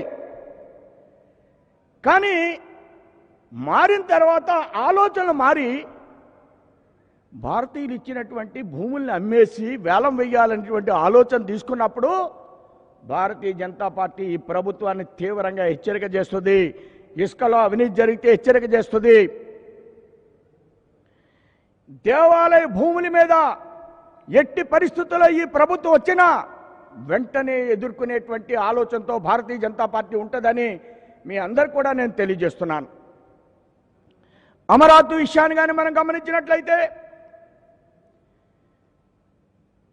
అమరావతిలో ఉన్నటువంటి రైతాంగం 1000 ఎకరాల భూములు 64,000 ప్లాట్స్ రైతులకు ఇవ్వాలి. 9,000 ఎకరాలని అభివృద్ధి చేయాలి. 9,000 ఎకరాలని అభివృద్ధి చేయాలి. భారతీయ జనతా పార్టీ ఒకటే చెప్తుంది, ఈ 64,000 ప్లాట్స్ని వెంటనే అభివృద్ధి చేయాలి రాష్ట్ర ప్రభుత్వం. వాటికి అన్ని రకాల సౌకర్యం గతంలో ఏవైతే చెప్పామో వాటిని అన్నింటినీ వెంటనే ఇంప్లిమెంట్ చేయాలి. It's our commitment. అలానే నిజమైనటువంటి భూముల యొక్క రైతులకి సహాయం చేయాలి. నిజమైనటువంటి భూములకు సంబంధించినటువంటి రైతుల్ని రక్షించవలసినటువంటి బాధ్యత ఈ ప్రభుత్వం మీద ఉంది. క్యాపిటల్లో అనేక రకాలైన అవకతవకలు జరిగిన అనేక మంది మీద కేసు పెట్టారు. వాటిని వెంటనే బయటికి తీయవలసినటువంటి పరిస్థితి కూడా ఈ ప్రభుత్వం మీద ఉంది. ఆ 9,000 ఎకరాలు, ఈ యొక్క 64,000 ఇళ్ల ప్లాట్స్ అభివృద్ధి చేయండి. లేకపోయినట్లయితే కమింగ్ ఎలక్షన్లో భారతీయ జనతా పార్టీ రాష్ట్రంలో అధికారంలోకి వస్తుంది. ఈ రాష్ట్రమే భారతీయ జనతా పార్టీ, జనసేన, బీజేపీ ప్రభుత్వమే అక్కడ అభివృద్ధి చేస్తుంది. ఇది మన కమిట్మెంటు. దీంట్లో కేంద్రానికి సంబంధం లేదు. ఈ విధంగా అన్ని అంశాల మీద మనకు కన్ఫ్యూజన్ లేదు, అన్ని అంశాల మీద మనకు కన్ఫ్యూజన్ లేదు. భారతీయ జనతా పార్టీని బీజేపీ అధ్యక్షులు ఒక్కళ్ళే నడపరు. భారతీయ జనతా పార్టీని భారతీయ జనతా పార్టీ నడుపుద్దని చెప్పాను నేను. దీని వెనకాల చాలా అర్థం ఉంది. అర్థం చేసుకోవడానికి సులువుగా మీకు కూడా అర్థం అవడం కోసం నేను ఈ విషయాన్ని చెప్తున్నాను. గత అధ్యక్షులు కన్నా గారు ఈ రాష్ట్రంలో నిరంతరం తిరిగారు. వారు నిర్విరామంగా తిరిగారు. అందరూ నన్ను అడుగుతున్నారు, నిర్విరామంగా తిరిగారు, ఎక్కడా ఖాళీ లేదు వారికి. అందరూ అడుగుతారు, మీ కన్నగారి టైంలో ఏదో అయ్యిందంట అని. ఏదో అవ్వలేదు కన్నగారి టైంలో. కాకిగోలకి సమాధానం చెప్పాం అంతే. వాళ్ళు అర్థం చేసుకోవాలి. అంతకంటే మేమేం చెప్తాం? మేమేం చేయాలో అది చేశాం, వాళ్ళు ఏం చేయాలో అది చేశారు. దీనికి కన్నా గారి యొక్క శ్రమ, శక్తి భారతీయ జనతా పార్టీ మీద ఉంది. నేను వారిని అభినందిస్తున్నాను, హృదయపూర్వకంగా వారికి ధన్యవాదాలు చెప్తున్నాను. ఈ విధంగా పార్టీని అన్ని విధాల పోలవరం అనేది ఈ రాష్ట్రానికి జీవనాడి. పోలవరం ఆంధ్ర రాష్ట్రానికి జీవనాడి. గ్రామానికి పోలవరం యొక్క నీళ్లు ఇవ్వడం అనేది భారతీయ జనతా పార్టీ లక్ష్యం. పోలవరంలో అనేకమైన అంశాల్లో గతంలో రాష్ట్రం విడిపోయినప్పుడు ఒక్క భారతీయ జనతా పార్టీ మాత్రమే మాట్లాడింది. అక్కడేమో విడిపోదాం అని తెలంగాణలో లెటర్ ఇవ్వడం, ఇక్కడేమో కలిసి ఉందామని ఇక్కడ ఒక యాజిటేషన్ నడపడం. మేము ఒకటే కమిట్మెంటు, రాష్ట్రం విడిపోతే ఏం కావాలి అనేది మా లక్ష్యం. అలాగే మాట్లాడాం. ఎప్పటికి కూడా హైదరాబాద్తో కలిసి ఉండి అనేకమైన సంవత్సరాలు ఈ ముఖ్యమంత్రులు హైదరాబాద్ హైదరాబాద్ హైదరాబాద్ అంటే విడిపోయిన తర్వాత 13 జిల్లాల గురించి ఆలోచించాలి. నా యొక్క ఆలోచన అది, నా మాట యొక్క తీరు అది. 13 జిల్లాలో క్యాపిటల్ కాదు, ఒక క్యాపిటలే అభివృద్ధి చెందాలంటున్నారు. కాదు, మేము అన్ని జిల్లాల్లో ఒక్కొక్క ఇన్స్టిట్యూట్ పెట్టాం. అన్ని జిల్లాల్లో కూడా ఈవేళ గత 14 నుంచి ఇప్పటి వరకు అనేక కార్యక్రమాలు చేశాం. ఆ లక్ష్యంతో ముందుకు వెళ్ళాలనేది అకౌంటబిలిటీ, నిజమైనటువంటి పరిపాలన కావాలి మనకి. పరిపాలన అందరూ చేస్తున్నారు. ఒక ముఖ్యమంత్రి టైంలో 2 లక్షల కోట్ల ఎడ్యుకేషన్ ఖర్చు పెడుతున్నాం. ఇది అనాదిగా ఖర్చు పెడుతున్నాం. ప్రభుత్వ పాఠశాలలో చదివేటువంటి ఒక విద్యార్థికి 70,000 కోట్లు అవుతుంటే, ప్రైవేట్ పాఠశాలలో ఒక విద్యార్థికి 42 కోట్లు అవుతుంటే, బయట 58% చదువుతుంటే, ప్రభుత్వ పాఠశాలలో 42% చదువుతుంటే, ఒక ముఖ్యమంత్రి 2 లక్షల కోట్లు ఖర్చు పెడుతుంటే ఈ డబ్బు ఏమైంది? అకౌంటబిలిటీ ఇచ్చేటువంటి పరిపాలన భారతీయ జనతా పార్టీ రాష్ట్రానికి అందిస్తుంది. దీని మీద ఆలోచన చేయడం లేదు. ఇది చాలా ముఖ్యమైన అంశం. అది ఆరోగ్యం కానీ, అది ఎడ్యుకేషన్ కానీ, అది వ్యవసాయం కానీ, మొక్కలు పెంచడం కానీ. జగన్మోహన్ రెడ్డి గారు మొక్కలు పెంచేస్తాం ఎన్ఆర్ఈజీఎస్ నుంచి 1 కోటి మొక్కలు అన్నారు. కేసీఆర్ గారు కూడా మొక్కలు పెంచేస్తాం 1 కోటి మొక్కలు అన్నారు. చంద్రబాబు నాయుడు గారు కూడా నీరు మీరు చెట్టు మీరు అన్నారు. మొక్కలు బతుకుతున్నాయండి? స్వతంత్రం వచ్చినప్పటి నుంచి ఎన్ని డిపార్ట్మెంట్లు మొక్కలు పెంచేస్తున్నాయండి? సోషల్ ఫారెస్ట్రీ, అడవిలో మొక్కలు పెంచడం, ఫారెస్ట్ డిపార్ట్మెంటు, ఇప్పుడు ఎన్ఆర్ఈజీఎస్. నిజంగా ఈ మొక్కలు కానీ 1 కోటి మొక్కలు ప్రతి సంవత్సరం స్వతంత్రం వచ్చిన కాడి నుంచి పెరిగిపోయి బతికేస్తే ఇదంతా కూడా వర్షాలు వచ్చేసి అడవి అయిపోయి మనం అందరం కూడా వరదలు వస్తే ఎక్కడికో పోయేవాళ్ళం. 1 కోటి మొక్కలు పెంచుతున్నాం కదా, ఇందులో ఎన్ని బతికినాయి? ఇది కదా ప్రభుత్వం యొక్క ఆలోచన విధానం అయి ఉండాలి. అకౌంటబిలిటీ అంటున్నాను నేను. ఈ అకౌంటబిలిటీ లేదు ప్రభుత్వాల్లో. ఏదో వాటిల్లో కరప్షన్ జరిగింది, వీటిల్లో కరప్షన్ జరిగింది అంటాం. విద్యకి 2 లక్షల కోట్లు, ఆరోగ్యానికి 75,000 కోట్లు. ఏం జరుగుతున్నాయి? ఈ డబ్బు ఎంత ప్రజలకి అవుట్పుట్ వస్తుంది, ఎంత ఎడ్యుకేషన్ వస్తుంది? ఇది ఆలోచించవలసినటువంటి అంశాలు. ఎన్ని మొక్కలు బ్రతుకుతున్నాయి? ఇలాంటి ఆలోచనతో ముందుకు వెళ్తుంది భారతీయ జనతా పార్టీ. సమగ్రమైనటువంటి ఆలోచనలు ఉన్నాయి మా దగ్గర.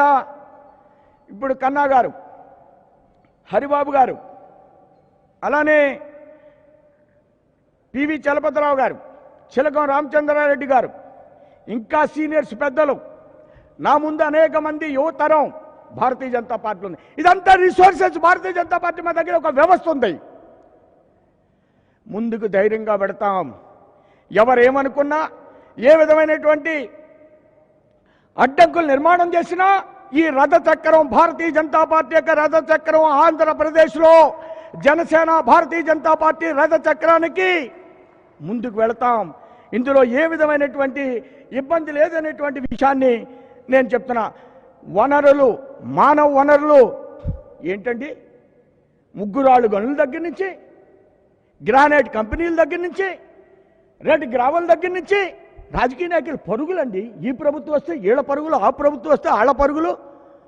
ఆ వేళ ఎవరో రాజశేఖర రెడ్డి గారి నాన్న దగ్గర నుంచి గనులు అళక, అప్పులు మనక, ప్రభుత్వ వనరులు పోయినసారి ఎండి ఎవరు, పోయినసారి వారేం చేశారు, ఇప్పుడు వీరేం చేస్తున్నారు. ఈ వనరులన్నీ కూడా ఈ యొక్క మానవ వనరులకి తరలిస్తాం. ఇలాంటి ఆలోచనతో మేము ముందుకు పెడతాం. ఈ కోవిడ్ సమయంలో అనేక మంది మరణిస్తున్నారు. మాణిక్యాలరావు గారు మనకు సజీవమైనటువంటి కార్యకర్త మన దగ్గర నుంచి విడిచి వెళ్ళిపోయారు. అనేక మంది మన కార్యకర్తలకే కాదు, దేశంలో, రాష్ట్రంలో ఇలాంటివి జరుగుతున్నాయి. రాష్ట్ర ప్రభుత్వం ఈ విషయాన్ని కోవిడ్ ఎమర్జెన్సీ ఒక 15 రోజులు దీని మీద దృష్టి పెట్టాలి. ప్రభుత్వానికి అనేక రకాలైనటువంటి ఆలోచనతో ముందుకు పెడుతుంది. ప్రభుత్వం అనేక రకాలతో ముందుకు పెడుతుంది. వాళ్ళకి రకరకాల రోజు బ్యాగులు కట్టేసి బియ్యం ఇచ్చేయాలి, పెన్షన్ ఇలా అందేయాలి. అందిద్దాం, వీటిని అన్నింటినీ చేద్దాం, మీ నవరత్నాలు అన్నీ చేద్దాం. ప్రజల జీవంతో ఉండాలి కదా, దీని గురించి ఆలోచన చేయాలి. ఒక 15 రోజులు ఏ పని చేయకుండా మన రాష్ట్రంలో 10,000 కేసులు వస్తున్నాయి. తూర్పుగోదావరి జిల్లాలో 1,500 కేసులు వస్తున్నాయి. అనేక రాష్ట్రాల్లో అనేకమైన ఎక్స్పీరియన్సెస్ ఉన్నాయి. వీటిని రాష్ట్రంలో అమలు చేయాలి. న్యూ ఎడ్యుకేషన్ పాలసీ వచ్చింది. 5వ తరగతి దాకా మాతృభాష కావాలని చెప్పారు. అది ఈ రాష్ట్రంలో కూడా ఇంప్లిమెంట్ చేయాలి.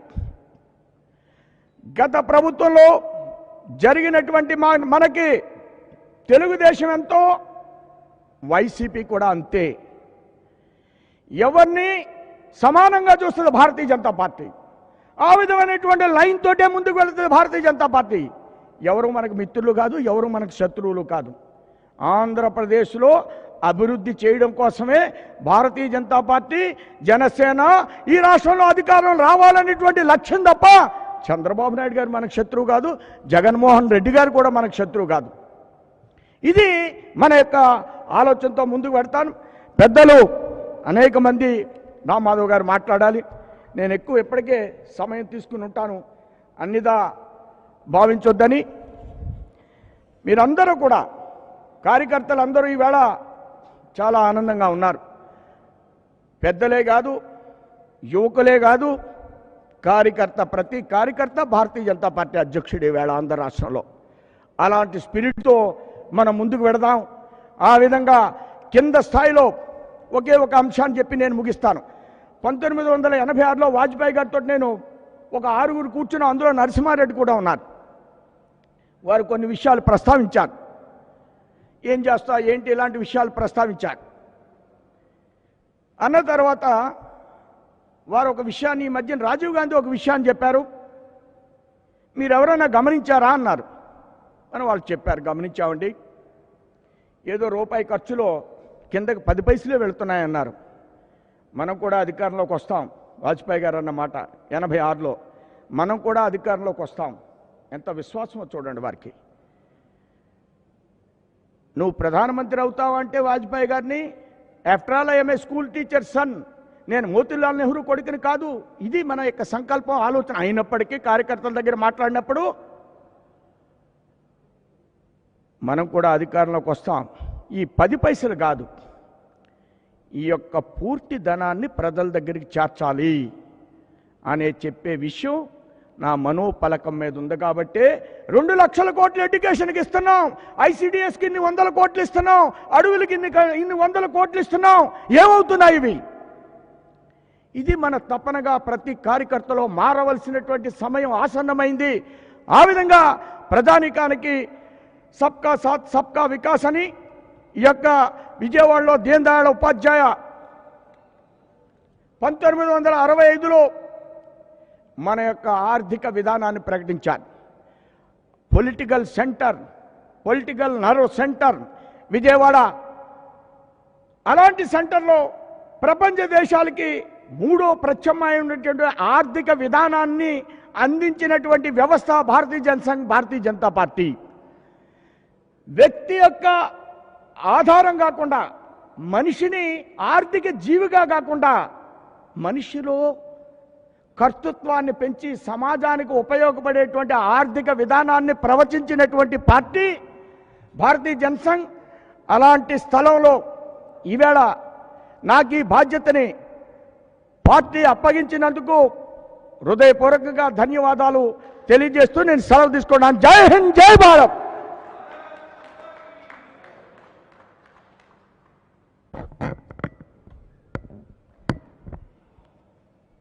దేశానికి ఒక సమర్థవంతమైనటువంటి నాయకత్వాన్ని, అవినీతి రహిత పాలన అందివ్వడం మాత్రమే కాకుండా ఏదైతే భారతీయ జనతా పార్టీ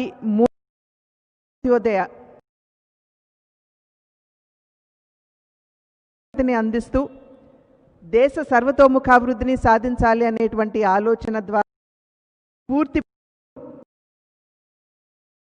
జనతా పార్టీ అధికార सबके साथ सबका विकास, ఈ సబ్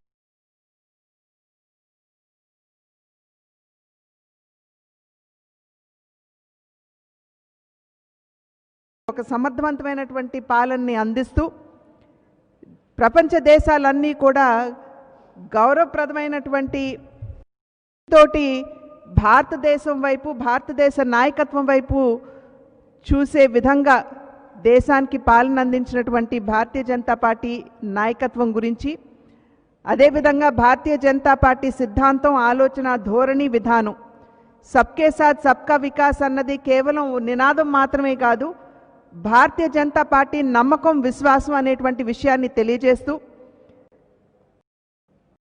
ప్రత్యేక ఆంధ్ర రాష్ట్రం ఏర్పడిన తర్వాత అధికారంలోకి వచ్చినటువంటి మొదటి ప్రభుత్వం కావచ్చు, ఇప్పుడు అధికారంలో ఉన్నటువంటి వారు కావచ్చు, అవినీతికి పాల్పడుతున్నటువంటి సందర్భంలో దాన్ని ప్రజలకి ఎత్తి చూపుతూ మీ బాధ్యతని మీరు సంపూర్ణంగా నిర్వర్తించండి అని చెప్పి మనకి మార్గనిర్దేశకత్వం చేసినటువంటి ప్రస్తుత ఆంధ్ర రాష్ట్ర అధ్యక్షులైనటువంటి సోము వీర్రాజు గారికి ధన్యవాదాలు తెలియజేస్తూ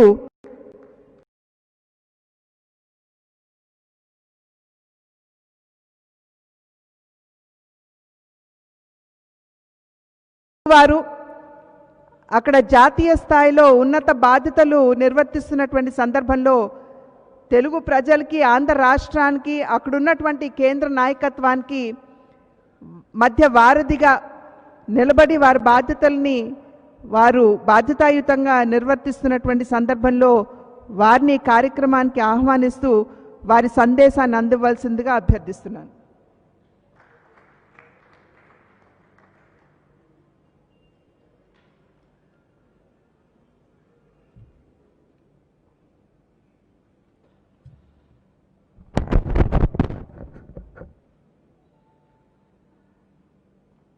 ఈరోజు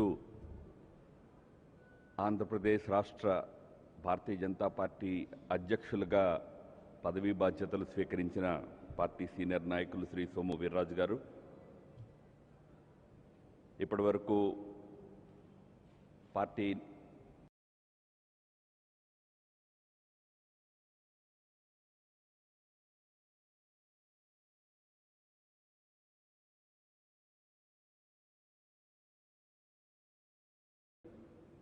श्री सत्यकुमार जी, श्रीमती पुरंदर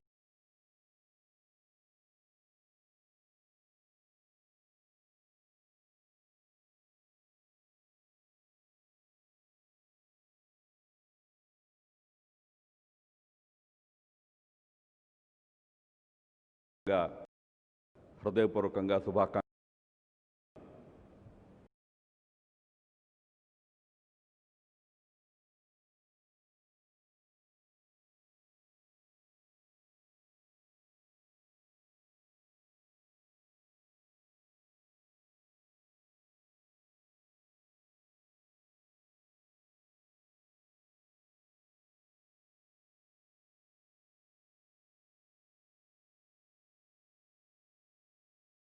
కృషి చేస్తారని ఆశిస్తున్నాను.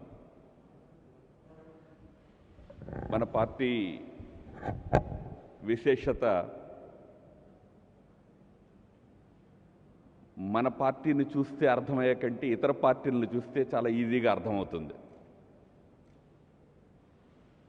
దేశపు ప్రధాన ప్రతిపక్షానికి గత ఏడాది కాలంగా అధ్యక్షుడే లేడు.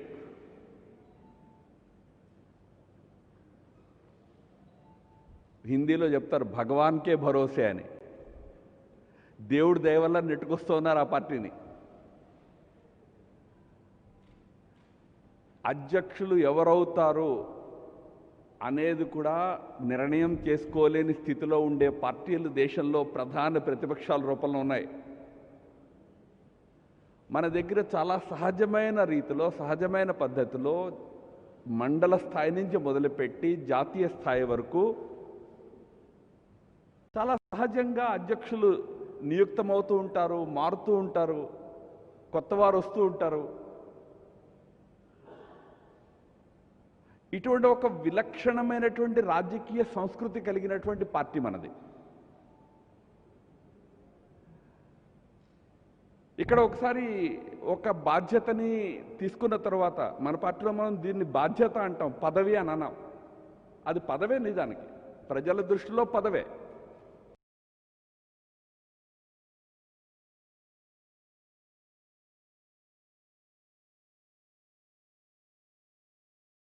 బాధ్యతకి ఎలా నేను ఒక భావనతో కష్టపడి పనిచేయడము, ఆ బాధ్యత యొక్క పదవీ కాలం పూర్తయిన తర్వాత పార్టీ మరొక బాధ్యతనిచ్చినట్లయితే మరొక బాధ్యతను తీసుకుని ముందుకు వెళ్ళడము.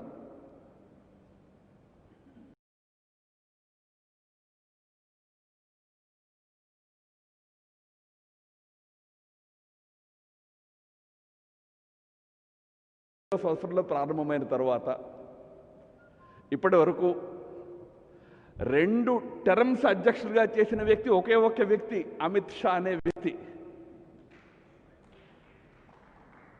మీరు అమిత్ షా గారికి చప్పట్లు కొడుతున్నారేమో నాకు తెలియదు, కానీ నేను భారతీయ జనతా పార్టీ పద్ధతి చెప్తూ ఉన్నా. 3 సంవత్సరాలు 2 సంవత్సరాలు ఆ పదవి యొక్క కార్యకాలం పూర్తయిన తర్వాత పార్టీ మరొక పదవి అప్పగిస్తుంది, వేరొక వారికి ఆ పార్టీ అధ్యక్ష బాధ్యతలు అప్పగిస్తుంది.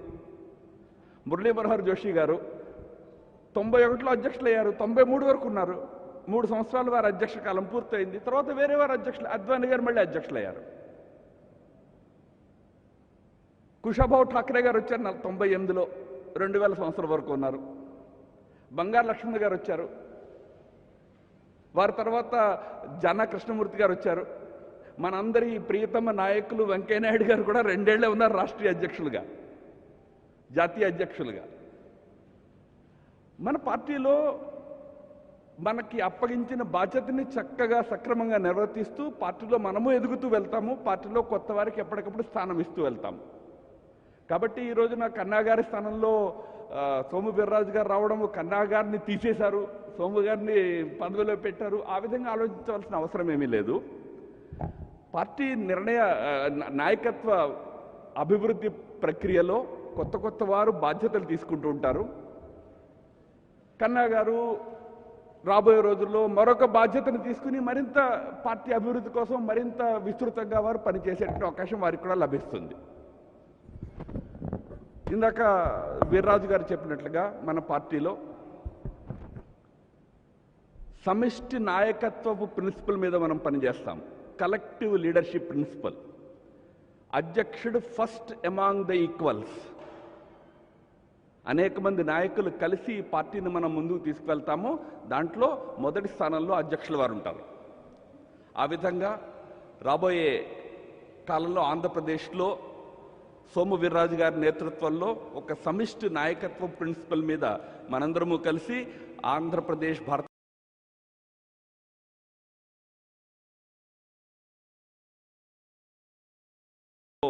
ఆలోచన చేసి చర్చించి కేంద్రీయ నాయకత్వంతో కూడా చర్చించి వీర్రాజు గారు తొందరలోనే దాన్ని కూడా ప్రకటిస్తారు. ప్రకటించిన తర్వాత ఈ రాష్ట్రంలో భారతీయ జనతా పార్టీని మరింత పటిష్టంగా ముందుకు తీసుకెళ్లే ప్రయత్నాన్ని మనం అందరం చేస్తాం. భారతీయ జనతా పార్టీ సంస్థాగతమైనటువంటి పార్టీ, ఆర్గనైజేషన్ సెంట్రిక్ పార్టీ.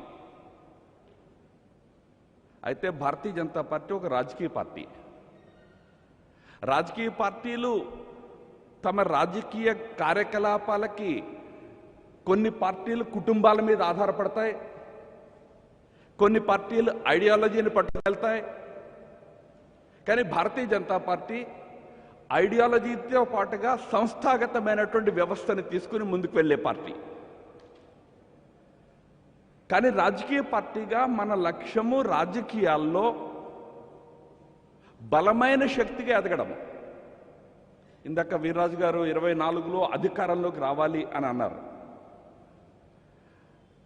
అది కేవలము మాట వరుసకి చెప్పిన విషయం కాదు. భారతీయ జనతా పార్టీ రాజకీయ రంగంలో ఉన్నది చారిటీ కోసం కాదు. రాజకీయంలో ఉన్నది ఎందుకోసం? అధికారంలోకి వచ్చి రాష్ట్రానికి సేవ చేయాలి, రాష్ట్ర ప్రజలకు సేవ చేయాలి. అందుకోసం రాజకీయాల్లో ఉన్నాము. మన రాజకీయాలు వంశపారంపర్య రాజకీయాలు కావు, మన రాజకీయాలు స్వార్థ రాజకీయాలు కావు, మన రాజకీయాలు పదవీ రాజకీయాలు కావు. కానీ మన రాజకీయాలు రాష్ట్ర ప్రజల సేవ కోసం, రాజకీయాన్ని సంపాదించడం కోసం సాగేటువంటి రాజకీయాలు కావాలి. కనుక ఒకవైపు సంస్థాగతంగా పార్టీని పటిష్టం చేసుకుంటూ కూడా మరొక వైపు ఒక బలమైన రాజకీయ శక్తిగా ఈ రాష్ట్రంలో ఎలా ఎదుగుతాము అనేది ఆలోచించాలా. లేకపోతే 2024 ఒక స్లోగన్గా ఉంటుంది, 24లో మళ్ళీ మీరు చెప్తారు 29లో పవర్లోకి వస్తామని. కిల్లర్ ఇన్స్టింక్ట్తో పనిచేయాలి 24లో అధికారంలోకి రావాలంటే. అంత సులభం కాదు ఆంధ్రప్రదేశ్లో. ఒకవైపు పార్టీని సంస్థాగతంగా గ్రాస్ రూట్స్ వరకు పటిష్టం చేసుకోవాలా, రెండో వైపు ఇక్కడ ఈ రాష్ట్రంలో ఈ రోజున ప్రతిపక్ష స్థానము వ్యాక్యూమ్ ఉన్నది, ఖాళీ ఉన్నది. దాన్ని భారతీయ జనతా పార్టీ ఫిలప్ చేయాలా, బలమైన రాజకీయ ప్రతిపక్షంగా ఇక్కడ ఎదగాల. అధికారంలో ఉండే పార్టీ అది వైఎస్ఆర్సీపీ అయినా టీఆర్ఎస్ అయినా మాకెవ్వరూ వ్యతిరేకంగా ఉండకూడదు, ప్రతిపక్షంగా ఉండకూడదు అనే కోరుకుంటుంది. మనం ఒక స్టేట్మెంట్ ఇవ్వగానే పాపం అటువైపు నుంచి చాలా బాధపడిపోతుంటారు. నేను చూశాను కన్నా గారి అనుభవం. ఆయన గట్టిగా ఒక స్టేట్మెంట్ ఇవ్వగానే ఆయన మీద వ్యక్తిగతమైన దాడులకు కూడా, దాడులు అంటే ఫిజికల్ అటాక్స్ కాదు, మీడియా అటాక్స్ చేసే ప్రయత్నము. ఎందుకంటే అధికారంలో ఉండే పార్టీకి అప్పుడప్పుడు, ముఖ్యంగా ఆ పార్టీ వైఎస్ఆర్సీపీ లాంటి పార్టీ అయినట్లయితే, ఆ పార్టీ మనసులో మమ్మల్ని ఎవరూ వ్యతిరేకించకూడదు అనేటువంటి భావన ఉంటుంది. భారతీయ జనతా పార్టీ రాష్ట్రంలో కన్స్ట్రక్టివ్ అపోజిషన్, క్రిటికల్ ఫ్రెండ్గా పనిచేయాలి. బహుశా పురంధరేశ్వరి గారు మంచి తెలుగులో దీన్ని మీకు చెప్పగలుగుతారు. కన్స్ట్రక్టివ్, నిర్మాణాత్మకమైన ప్రతిపక్షంగా మనం ఉండాలి ఇక్కడ. క్రిటికల్ ఫ్రెండ్గా ఉండాలి. ఏదైనా మంచి పని ఎప్పుడైనా 5 ఏళ్లలో మీకు దృష్టికి వస్తే దానిని కూడా మరింత బాగా ఎలా చేయగలుగుతారు అనే చెప్పే స్థితిలో భారతీయ జనతా పార్టీ ఉండాలి. కన్స్ట్రక్టివ్, ఒక నిర్మాణాత్మక ప్రతిపక్ష స్థానంలో మనం ఉండాలి. ఆ విధంగా ఉండి ఈ రాష్ట్రంలో రాబోయే 4 సంవత్సరాల్లో ఒక బలమైన శక్తిగా భారతీయ జనతా పార్టీ ఎదగాలి. ఇందాక సోము వీర్రాజు గారు మొత్తం 3 ఏళ్ల ఎజెండాని మీ ముందు పెట్టారు. అయితే అందులో ఆయన సగం సమయము మోదీ గారి ప్రభుత్వపు విజయాల్ని మీ ముందు ఉటంకించారు. చాలా అవసరం. మోదీ ప్రభుత్వము గత 6 సంవత్సరాల్లో ఈ దేశ ప్రజల కోసం చేసినటువంటి ఏవైతే గొప్ప గొప్ప కార్యక్రమాలు ఉన్నాయో వాటిని సదా సర్వదా ప్రజలకు గుర్తు చేయడం చాలా అవసరం.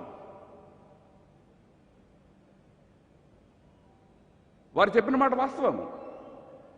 గతంలో చంద్రబాబు గారి ప్రభుత్వం సమయంలో కానివ్వండి, ఈ ప్రభుత్వంలో ఇప్పుడు ప్రభుత్వ సమయంలో కానివ్వండి, ఏవైతే ప్రజా ఉపయోగకరమైన కార్యక్రమాలు జరుగుతున్నాయో వాటిలో పెద్ద షేర్ మోదీ గారి ప్రభుత్వానికి ఉన్నది, కేంద్ర ప్రభుత్వానికి ఉన్నది. కనుక ఆ విషయం యొక్క పొలిటికల్ బెనిఫిట్ సంపాదించే ప్రయత్నాన్ని కార్యకర్తలుగా మనం చేయాలా. బట్ ఒక్క విషయం గుర్తుపెట్టుకోండి, మోదీ గారి భుజాల మీద తుపాకీ పెట్టి యుద్ధంలోకి వెళ్దామని ప్రయత్నం చేయకండి. చేస్తే మళ్ళీ 1వ శతంలో ఉండిపోతారు.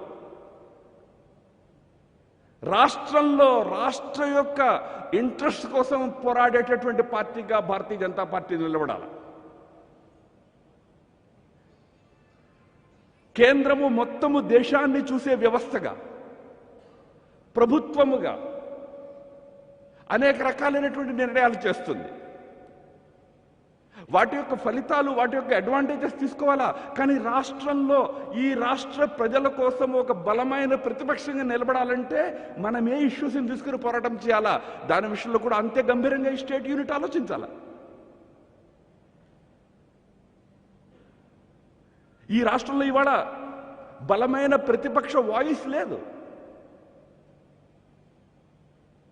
ఒక బలమైన ప్రతిపక్ష వాయిస్ని ఇక్కడ నిర్మాణం చేయాలి.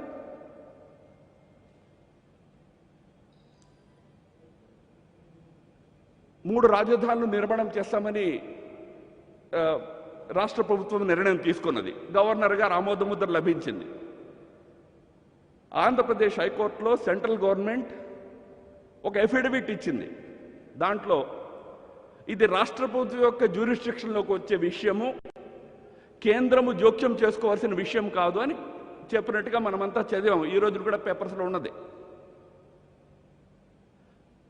అదొక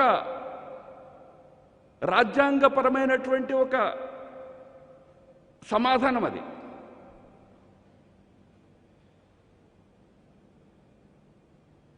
2014లో స్టేట్ ఏర్పడిన తర్వాత 5 ఏళ్ళలో 10 ఏళ్ళలో హైదరాబాద్ నుంచే మీ రాష్ట్రాన్ని పరిపాలిస్తూ ఇక్కడ ముందు క్యాపిటల్ని కట్టుకోండి అని సలహా ఇవ్వడం జరిగింది. కానీ కొన్ని కారణాంతరాలు, ఆ కారణాలు నేను చర్చించక్కర్లే మీ ముందు. ఏ కారణాల వల్ల హైదరాబాద్ వదిలిపెట్టి మరి పరిగెత్తుకుని విజయవాడకు వచ్చారో మీ అందరికీ తెలుసు. ఇక్కడికి వచ్చి అద్దె ఇళ్లల్లో ఉండి ప్రభుత్వ కార్యకలాపాలు నడిచాయి. కేంద్రం జోక్యం చేసుకున్నదా? బస్సుల లోపల ముఖ్యమంత్రి సచివాలయాలు నడిచాయి. కేంద్రం ఇంటర్ఫీర్ అయిందా? అమరావతి రాజధాని కట్టుకోవాలా ఆ నిర్ణయం జరిగినప్పుడు కేంద్రం వద్దందా? ఉల్టా 2,500 కోట్ల రూపాయలు ఇచ్చింది. మంచిది, కట్టుకోండి, మీరు నిర్ణయం చేసుకోండి, అక్కడ కట్టాలంటే కట్టుకోండి అని. ఏ విధంగా అయితే గత ప్రభుత్వము ఇక్కడ రాజధాని విషయంలో కానీ ఇతర విషయాల్లో కానీ ఏ నిర్ణయాలు తీసుకున్నా కేంద్రం ఇంటర్ఫీరెన్స్ కాదు, కేవలము కేంద్ర ప్రభుత్వంగా చేయవలసిన బాధ్యతను మాత్రం నిర్వర్తిస్తూ వచ్చిందో అదేవిధంగా ఇప్పుడు కూడా ఒకవేళ రాష్ట్ర ప్రభుత్వం రాజధాని విషయంలో ఏదైనా నిర్ణయాన్ని తీసుకోవాలని అనుకున్నట్లయితే కేంద్రం యొక్క రోల్ దాంట్లో లిమిటెడ్గా ఉంటుంది. కానీ దాని అర్థము ప్రపంచంలో ఎక్కడా లేనట్టుగా, భారతదేశంలో ఎక్కడా లేనట్టుగా 3 రాజధానులు కడతాము అంటే దాని యొక్క ఔచిత్యాన్ని ఎవరు ప్రశ్నించకూడదని కాదని అర్థం. ప్రశ్నించే వాళ్ళు ప్రశ్నిస్తారు. భారతదేశంలో ఏ రాష్ట్రానికి 3 రాజధానులు ఉన్నాయండి? ఆంధ్రప్రదేశ్ కంటే 4 రెట్లు ఎక్కువ జనాభా ఉండే ఉత్తరప్రదేశ్కి ఒకటే రాజధాని, లక్నో. పరిపాలన సక్రమంగా సాగడం లేదా? అయినప్పటికీ ఇక్కడేదో ఒక రాజధాని కడుతూ ఉంటే కరప్షన్ అయిపోతుంది, అమరావతిలో బోడంత కరప్షన్ జరిగింది కాబట్టి 3 రాజధానులు కట్టాలి అంటే భారతీయ జనతా పార్టీ ఒక రాజధాని కరప్షన్కి ఎగనిస్ట్గా ఎలాగైతే పోరాడిందో 3 రాజధానుల కరప్షన్ వచ్చినట్లయితే కూడా దానికి ఎగనిస్ట్గా కూడా పోరాడాల. ఇది కరప్షన్కి ఒక ట్రిపుల్ కరప్షన్కి సాధనంగా మారకూడదు. ఇది మరోవైపున అమరావతి రైతులకి చిట్ట చివరి రైతు వరకు వారికి న్యాయం జరిగేటందుకు జరుగుతున్న పోరాటంలో భారతీయ జనతా పార్టీ ముందుండాల. ఇవాళ 3 రాజధానుల విషయం సబ్జుడీస్ కోర్టు ముందు ఉన్నది. కోర్టుల నిర్ణయం ఏ విధంగా ఉంటుంది మనం చూద్దాం. కానీ రాష్ట్రంలో ఈ 3 రాజధానులు అనేది మళ్ళీ ఒక అవినీతికి పెద్ద ఆలవలంగా మారకుండా, అదేవిధంగా అమరావతిలో నష్టపోతున్నటువంటి రైతుల యొక్క ఆ నష్టాన్ని పూరించే విధంగా భారతీయ జనతా పార్టీ ఒక సక్రియమైనటువంటి పాత్రని పోషించవలసి ఉన్నది. కనుక స్టేట్కి సంబంధించినటువంటి అటువంటి ఇష్యూస్ని తీసుకుని నేను ఇందాక చెప్పినట్లుగా ఒక కన్స్ట్రక్టివ్ అపోజిషన్గా భారతీయ జనతా పార్టీ వాళ్ళు ఎదగాలి ఈ రాష్ట్రం లోపల. మోదీ గారు ఇంకొక 10-15 ఏళ్ల పాటు ఈ దేశంలో ప్రధానమంత్రిగా ఉంటున్నారు. వారి యొక్క పేరు ప్రతిష్టలు, వారి యొక్క మంచి పనులు, గుడ్ గవర్నెన్స్, దాని యొక్క బెనిఫిట్ మనకి దొరుకుతుంది. కానీ అది సరిపోదు. ఆంధ్రప్రదేశ్లో మనము 2024లో అధికారానికి దగ్గరికి రావాలి అంటే ఈ రాష్ట్రంలో భారతీయ జనతా పార్టీ కార్యకర్తలు రాబోయే 4 సంవత్సరాలు చాలా కష్టపడి పనిచేయాలి. మంచి అవకాశం ఉన్నది ఇక్కడ ఈ రాష్ట్రంలో. నాకు తెలుసు ఇక్కడ ప్రతిపక్ష పార్టీల విషయంలో ప్రభుత్వం యొక్క వైఖరి ఏ విధంగా ఉన్నది మేము చూస్తూ ఉన్నాము. దాన్ని కూడా, ఆ వైఖరిని కూడా ధీటుగా ఎదుర్కోవాలా. రాజకీయాలు పూల పానుపు కాదండి. This not a smooth ride. రాజకీయాల్లో అధికార పార్టీ యొక్క దురహంకారాన్ని ఎదుర్కోవాల్సి వస్తుంది. వారి యొక్క గూండాయిజం ఎదుర్కోవాల్సి ఉంది. ఇందాక కన్నా గారు చెప్తా ఉన్నారు, లోకల్ బాడీస్ ఎలక్షన్స్లో పోటీ చేసేవాడి ఇంటికి పోలీసులు వెళ్ళిపోయి కూర్చునేటటువంటి రాష్ట్రం ఆంధ్రప్రదేశ్. పోటీ చేయనీయకుండా చేసేటువంటి రాష్ట్రము. ఈ రోజున అధికారంలో ఉన్నటువంటి వ్యక్తులు అధికార వినియోగానికి ఆ విధంగా పాల్పడుతుంటే సంఘర్షణ చేయవలసి వస్తే సంఘర్షణ చేయడానికి బీజేపీ సిద్ధంగా ఉండాలా. ప్రతిసారి ఢిల్లీకి ఫోన్ చేసేసి సార్ మీరేదైనా చేయండి, ఢిల్లీ నుంచి ఏం చేయాలో చేసే ప్రయత్నం జరుగుతుంది తప్పనిసరిగా. కానీ ఆంధ్రప్రదేశ్ పార్టీ హార్డ్ వేలో వెళ్ళి, సంఘర్ష పథంలో వెళ్ళి రాష్ట్రంలో రాష్ట్ర ప్రజల కోసం ఒక బలమైన రాజకీయ శక్తిగా ఎదగాలి. ఈసారి ఈ రాబోయే 3-4 సంవత్సరాల్లో దాన్నే లక్ష్యంగా పెట్టుకుని పనిచేయాలని అని మీ అందరినీ కోరుతున్నా. ఈ రాష్ట్రంలో చాలా సంవత్సరాలు జూనియర్ పార్ట్నర్గా పనిచేస్తూ వచ్చిన కారణంగా ఒక మనస్తత్వం మన మనస్సులోకి వచ్చేసింది, జూనియర్ పార్ట్నర్ మనస్తత్వం. ఇవాళ ఒక డామినెంట్ పార్టీగా ఎదగాల. మనం కూడా మిత్రదళ పక్షాలుగా ఉన్నాయి. ఇవాళ డామినెంట్ పార్టీగా ఎదగాల అంటే ముందు ఈ మైండ్ సెట్ మార్చుకోవాలా. వీధుల్లో నిలబడి ప్రజాస్వామ్యబద్ధంగా వీధుల్లో నిలబడి పోరాటము చేసేటటువంటి స్థితిలో భారతీయ జనతా పార్టీ ఎదగాల. అప్పుడే ఆంధ్రప్రదేశ్లో మనం ముందుకెళ్తాము. ఇతర పార్టీల భుజాల మీద చేతులు వేసేసుకుని వెళ్ళిపోదామని, లేకపోతే మోదీ గారు భుజాల మీద తుపాకులు పెట్టేసి ఫైర్ చేద్దామని ఆలోచన నుంచి బయటకు వచ్చి కొద్దిగా కష్టపడి సంఘర్షణ చేస్తూ ప్రజల కోసం నిలబడేటువంటి వ్యక్తుల్ని మన పార్టీ వైపు ఆకర్షిస్తూ, ఇందాక సోమవీర్రాజు గారు చెప్పినట్టుగా ఈ కులతత్వము, ఇటువంటి రాజకీయాలకి బయటకు వచ్చి అందరినీ, ఈ రాష్ట్రం యొక్క మంచి కోరే అందరికీ ఒక ప్లాట్ఫామ్గా భారతీయ జనతా పార్టీని డెవలప్ చేసే దిశలో మీరంతా కృషి చేయాలి. సోమవీర్రాజు గారి నాయకత్వంలో పార్టీ కొత్త కమిటీ తొందరలోనే ఏర్పడిన తర్వాత మళ్ళా తొందరలోనే పార్టీ యొక్క ఇతర గతివిధి ఏదైతే రాష్ట్రీయ కార్యవర్గ సమావేశాలు లాంటి ఏవైతే ఆర్గనైజేషనల్ గతివిధి ఉన్నదో, ఆర్గనైజేషనల్ యాక్టివిటీస్ ఉన్నాయో వాటిని వెంటనే ప్రారంభం చేసి ఎక్కువ ఆలస్యం చేయకుండా, ఎప్పటికీ ఆంధ్రప్రదేశ్కి కొద్దిగా ఆలస్యమైంది. దేశమంతా కూడా అధ్యక్షుల నియామకం పూర్తయి ఆల్మోస్ట్ 1 year అయిపోయింది, 7-8 months అయిపోయింది. ఆంధ్రప్రదేశ్లో కొద్దిగా టైం తీసుకున్నది. అయినప్పటికీ ఈ మిగిలిన సమయంలో ఎక్కువ ఆలస్యం చేయకుండా తొందరగా పార్టీని ఒకసారి మళ్ళీ ఎనర్జైజ్ చేసి ముందుకు తీసుకెళ్ళాలి. కన్నా గారి నాయకత్వంలో పార్టీలో చాలా పెద్ద సంఖ్యలో కార్యకర్తలు వచ్చి చేరారు. అంటే అసెంబ్లీ ఎలక్షన్స్ వచ్చినప్పుడు అనిపించేది 175 మంది అసలు పోటీ చేయగలిగినటువంటి వ్యక్తులు మనకు ఆంధ్రలో దొరుకుతారా అని. కానీ ఆయన కాలికి బలపం కట్టుకుని ఒక 10 నెలల పాటు తిరిగారు. ఆయన రాష్ట్రం అంతా తిరిగి పట్టుకొచ్చారు అన్ని దగ్గర నుంచి మంచి మంచి నాయకుల్ని. ఇవాళ భారతీయ జనతా పార్టీకి నాయకుల యొక్క కొరత లేదు ఆంధ్రప్రదేశ్లో. ఒకప్పుడు ఉండేది, ఒకప్పుడు క్యాండిడేట్స్ దొరకాలంటేనే కష్టంగా ఉండేది. కానీ ఈ రోజున ఆయన కృషి ఫలితం కానివ్వండి, మొత్తం మీద మారుతున్న వాతావరణం ఫలితం కానివ్వండి, మనకి మంచి వ్యక్తులు అన్ని జిల్లాల్లో వచ్చారు. నేను బయటపడి నాకు ఎక్కువ తెలియదు, కానీ మీకు నాకంటే బాగా తెలుసు. అన్ని జిల్లాల్లో ఇవాళ ఎమ్మెల్యేలుగా పనిచేసిన వారు, మంత్రులుగా పనిచేసిన వారు భారతీయ జనతా పార్టీలో ఉన్నారు. ప్రజాదరణ కలిగిన నాయకులు ఉన్నారు. ఇవాళ బస్ ఒక ఏకసూత్రతని నిర్మాణం చేసుకుని ముందుకు వెళ్ళినట్లయితే 2024లో మనము అధికారానికి చెరువులోకి చేరుకుంటాము అనే పూర్తి విశ్వాసం నాకున్నది. అదే శుభాకాంక్షల్ని మీ అందరికీ అందజేస్తూ సెలవు తీసుకుంటాను. నమస్కారం.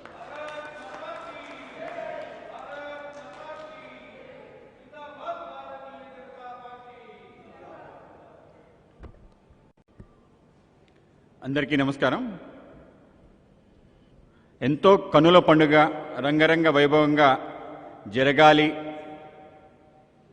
కానీ కరోనా కన్నుల కారణంగా ఎంత మేరకు జరగాలో అంత మేరకు జరిగి, ఇంత మేరకు జరగడానికి సహకరించిన రాష్ట్ర వ్యాప్త కార్యకర్తలందరికీ కూడా ముందుగా ధన్యవాదాలు తెలియజేస్తూ, పद का अंतिम लक्ष्य नहीं है సింహాసన్ చడతా జానా అనేక ఆలోచనతో పెరిగిన మన సోము వీర్రాజు గారు ఇవాళ రాష్ట్ర పగ్గాలు స్వీకరించడం, ఆ యొక్క కార్యక్రమంలో ఆయన ముందుగా అభినందనలు, శుభాకాంక్షలు, ధన్యవాదాలు తెలియజేస్తూ, అలాగే ఆయనకి పదవీ బాధ్యతలు ఇచ్చిన, మనకి ఇంతవరకు రాష్ట్రానికి ముందుకు తీసుకెళ్లిన మన మాజీ రాష్ట్ర అధ్యక్షులు, రాజకీయ దురంధరుడు కన్నా లక్ష్మణ్ గారికి ధన్యవాదాలు తెలియజేస్తున్నాం. అలాగే ఈ కార్యక్రమానికి మరింత వెన్న తెచ్చిన, జాతీయ అంతర్జాతీయ వేదికల్లో మన వాణిని అంతే ధీటుగా వినిపిస్తున్న మన జాతీయ ప్రధాన కార్యదర్శి శ్రీ రామ్ మాధవ్ గారికి ధన్యవాదాలు తెలియజేస్తున్నాను. అలాగే సంఘ ప్రచారకులు, అఖిల భారత సహ సంఘటన కార్యదర్శి శ్రీ సతీష్ జీకి ధన్యవాదాలు తెలియజేస్తున్నాను. అలాగే మన రాష్ట్ర వ్యవహారాల ఇన్ఛార్జ్ శ్రీ సునీల్ దేవధర్ గారికి ధన్యవాదాలు తెలియజేస్తున్నాను. అలాగే జాతీయ కార్యదర్శి వై సత్యకుమార్ గారికి, అలాగే ఈ కార్యక్రమాన్ని ఎంతో హుందాగా అందంగా నిర్వహించిన మన జాతీయ నాయకురాలు శ్రీమతి పురంధరేశ్వర గారికి ధన్యవాదాలు తెలియజేస్తున్నాను. అలాగే కార్యక్రమంలో వేదికపై పంచుకున్న పెద్దలు శ్రీ ఆదినారాయణ రెడ్డి గారికి, అలాగే రావిల కిషోర్ బాబు గారికి, మాజీ మంత్రివర్యులు, వాళ్ళకి ధన్యవాదాలు. అలాగే సహచర ఎమ్మెల్సీ శ్రీ వాకాటి నారాయణ రెడ్డి గారికి ధన్యవాదాలు తెలియజేస్తున్నాను. అలాగే ఇక్కడ ఉపస్థితులైన రాష్ట్ర నాయకత్వ గణానికి కూడా ధన్యవాదాలు తెలియజేస్తూ, దూరంగా కూర్చోబెట్టిన, దగ్గరగా భారతీయ జనతా పార్టీని ప్రజలకు దగ్గరగా తీసుకెళ్తున్న ఈ కోవిడ్ నేపథ్యంలో అత్యంత సాహసోపేతంగా వార్తల్ని తీసుకెళ్తున్న మా మిత్రులు, పత్రికా విలేకరులందరికీ కూడా ధన్యవాదాలు తెలియజేస్తున్నాను. వెన్యూ అనే ఈ వెన్యూని ఈ కార్యక్రమానికి నిర్వహించడానికి ఇచ్చిన వెన్యూ యాజమాన్యానికి ధన్యవాదాలు తెలియజేస్తూ, మనందరం కూడా కలిసి సామూహికంగా జనగణమనతో మన కార్యక్రమాన్ని ముగిద్దాం. సోము వీర్రాజు గారు ఇక్కడే ఉంటారు. మనందరం కూడా ఆయన్ని అభినందించే అవకాశం ఉంటుంది. ఆ విధంగా మనందరం ఒకరి తర్వాత ఒకళ్ళు ఆయన్ని అభినందిద్దాం. అందరం కలిసి సామూహికంగా వందే మాతరం జనగణమన ఆలపిద్దాం. जनगणमन अधिनायक जय हे भारत भाग्य विधाता पंजाब सिंध गुजरात मराठा द्राविड उत्कल बंगा विंध्य हिमाचल यमुना गंगा उच्चल जलधि तरंगा तव शुभ नामे जागे तव शुभ आशीष मांगे गाहे तव जय गाथा जन गण मंगलदायक जय हे भारत भाग्य विधाता जय हे जय हे जय हे जय जय जय जय हे भारत माता की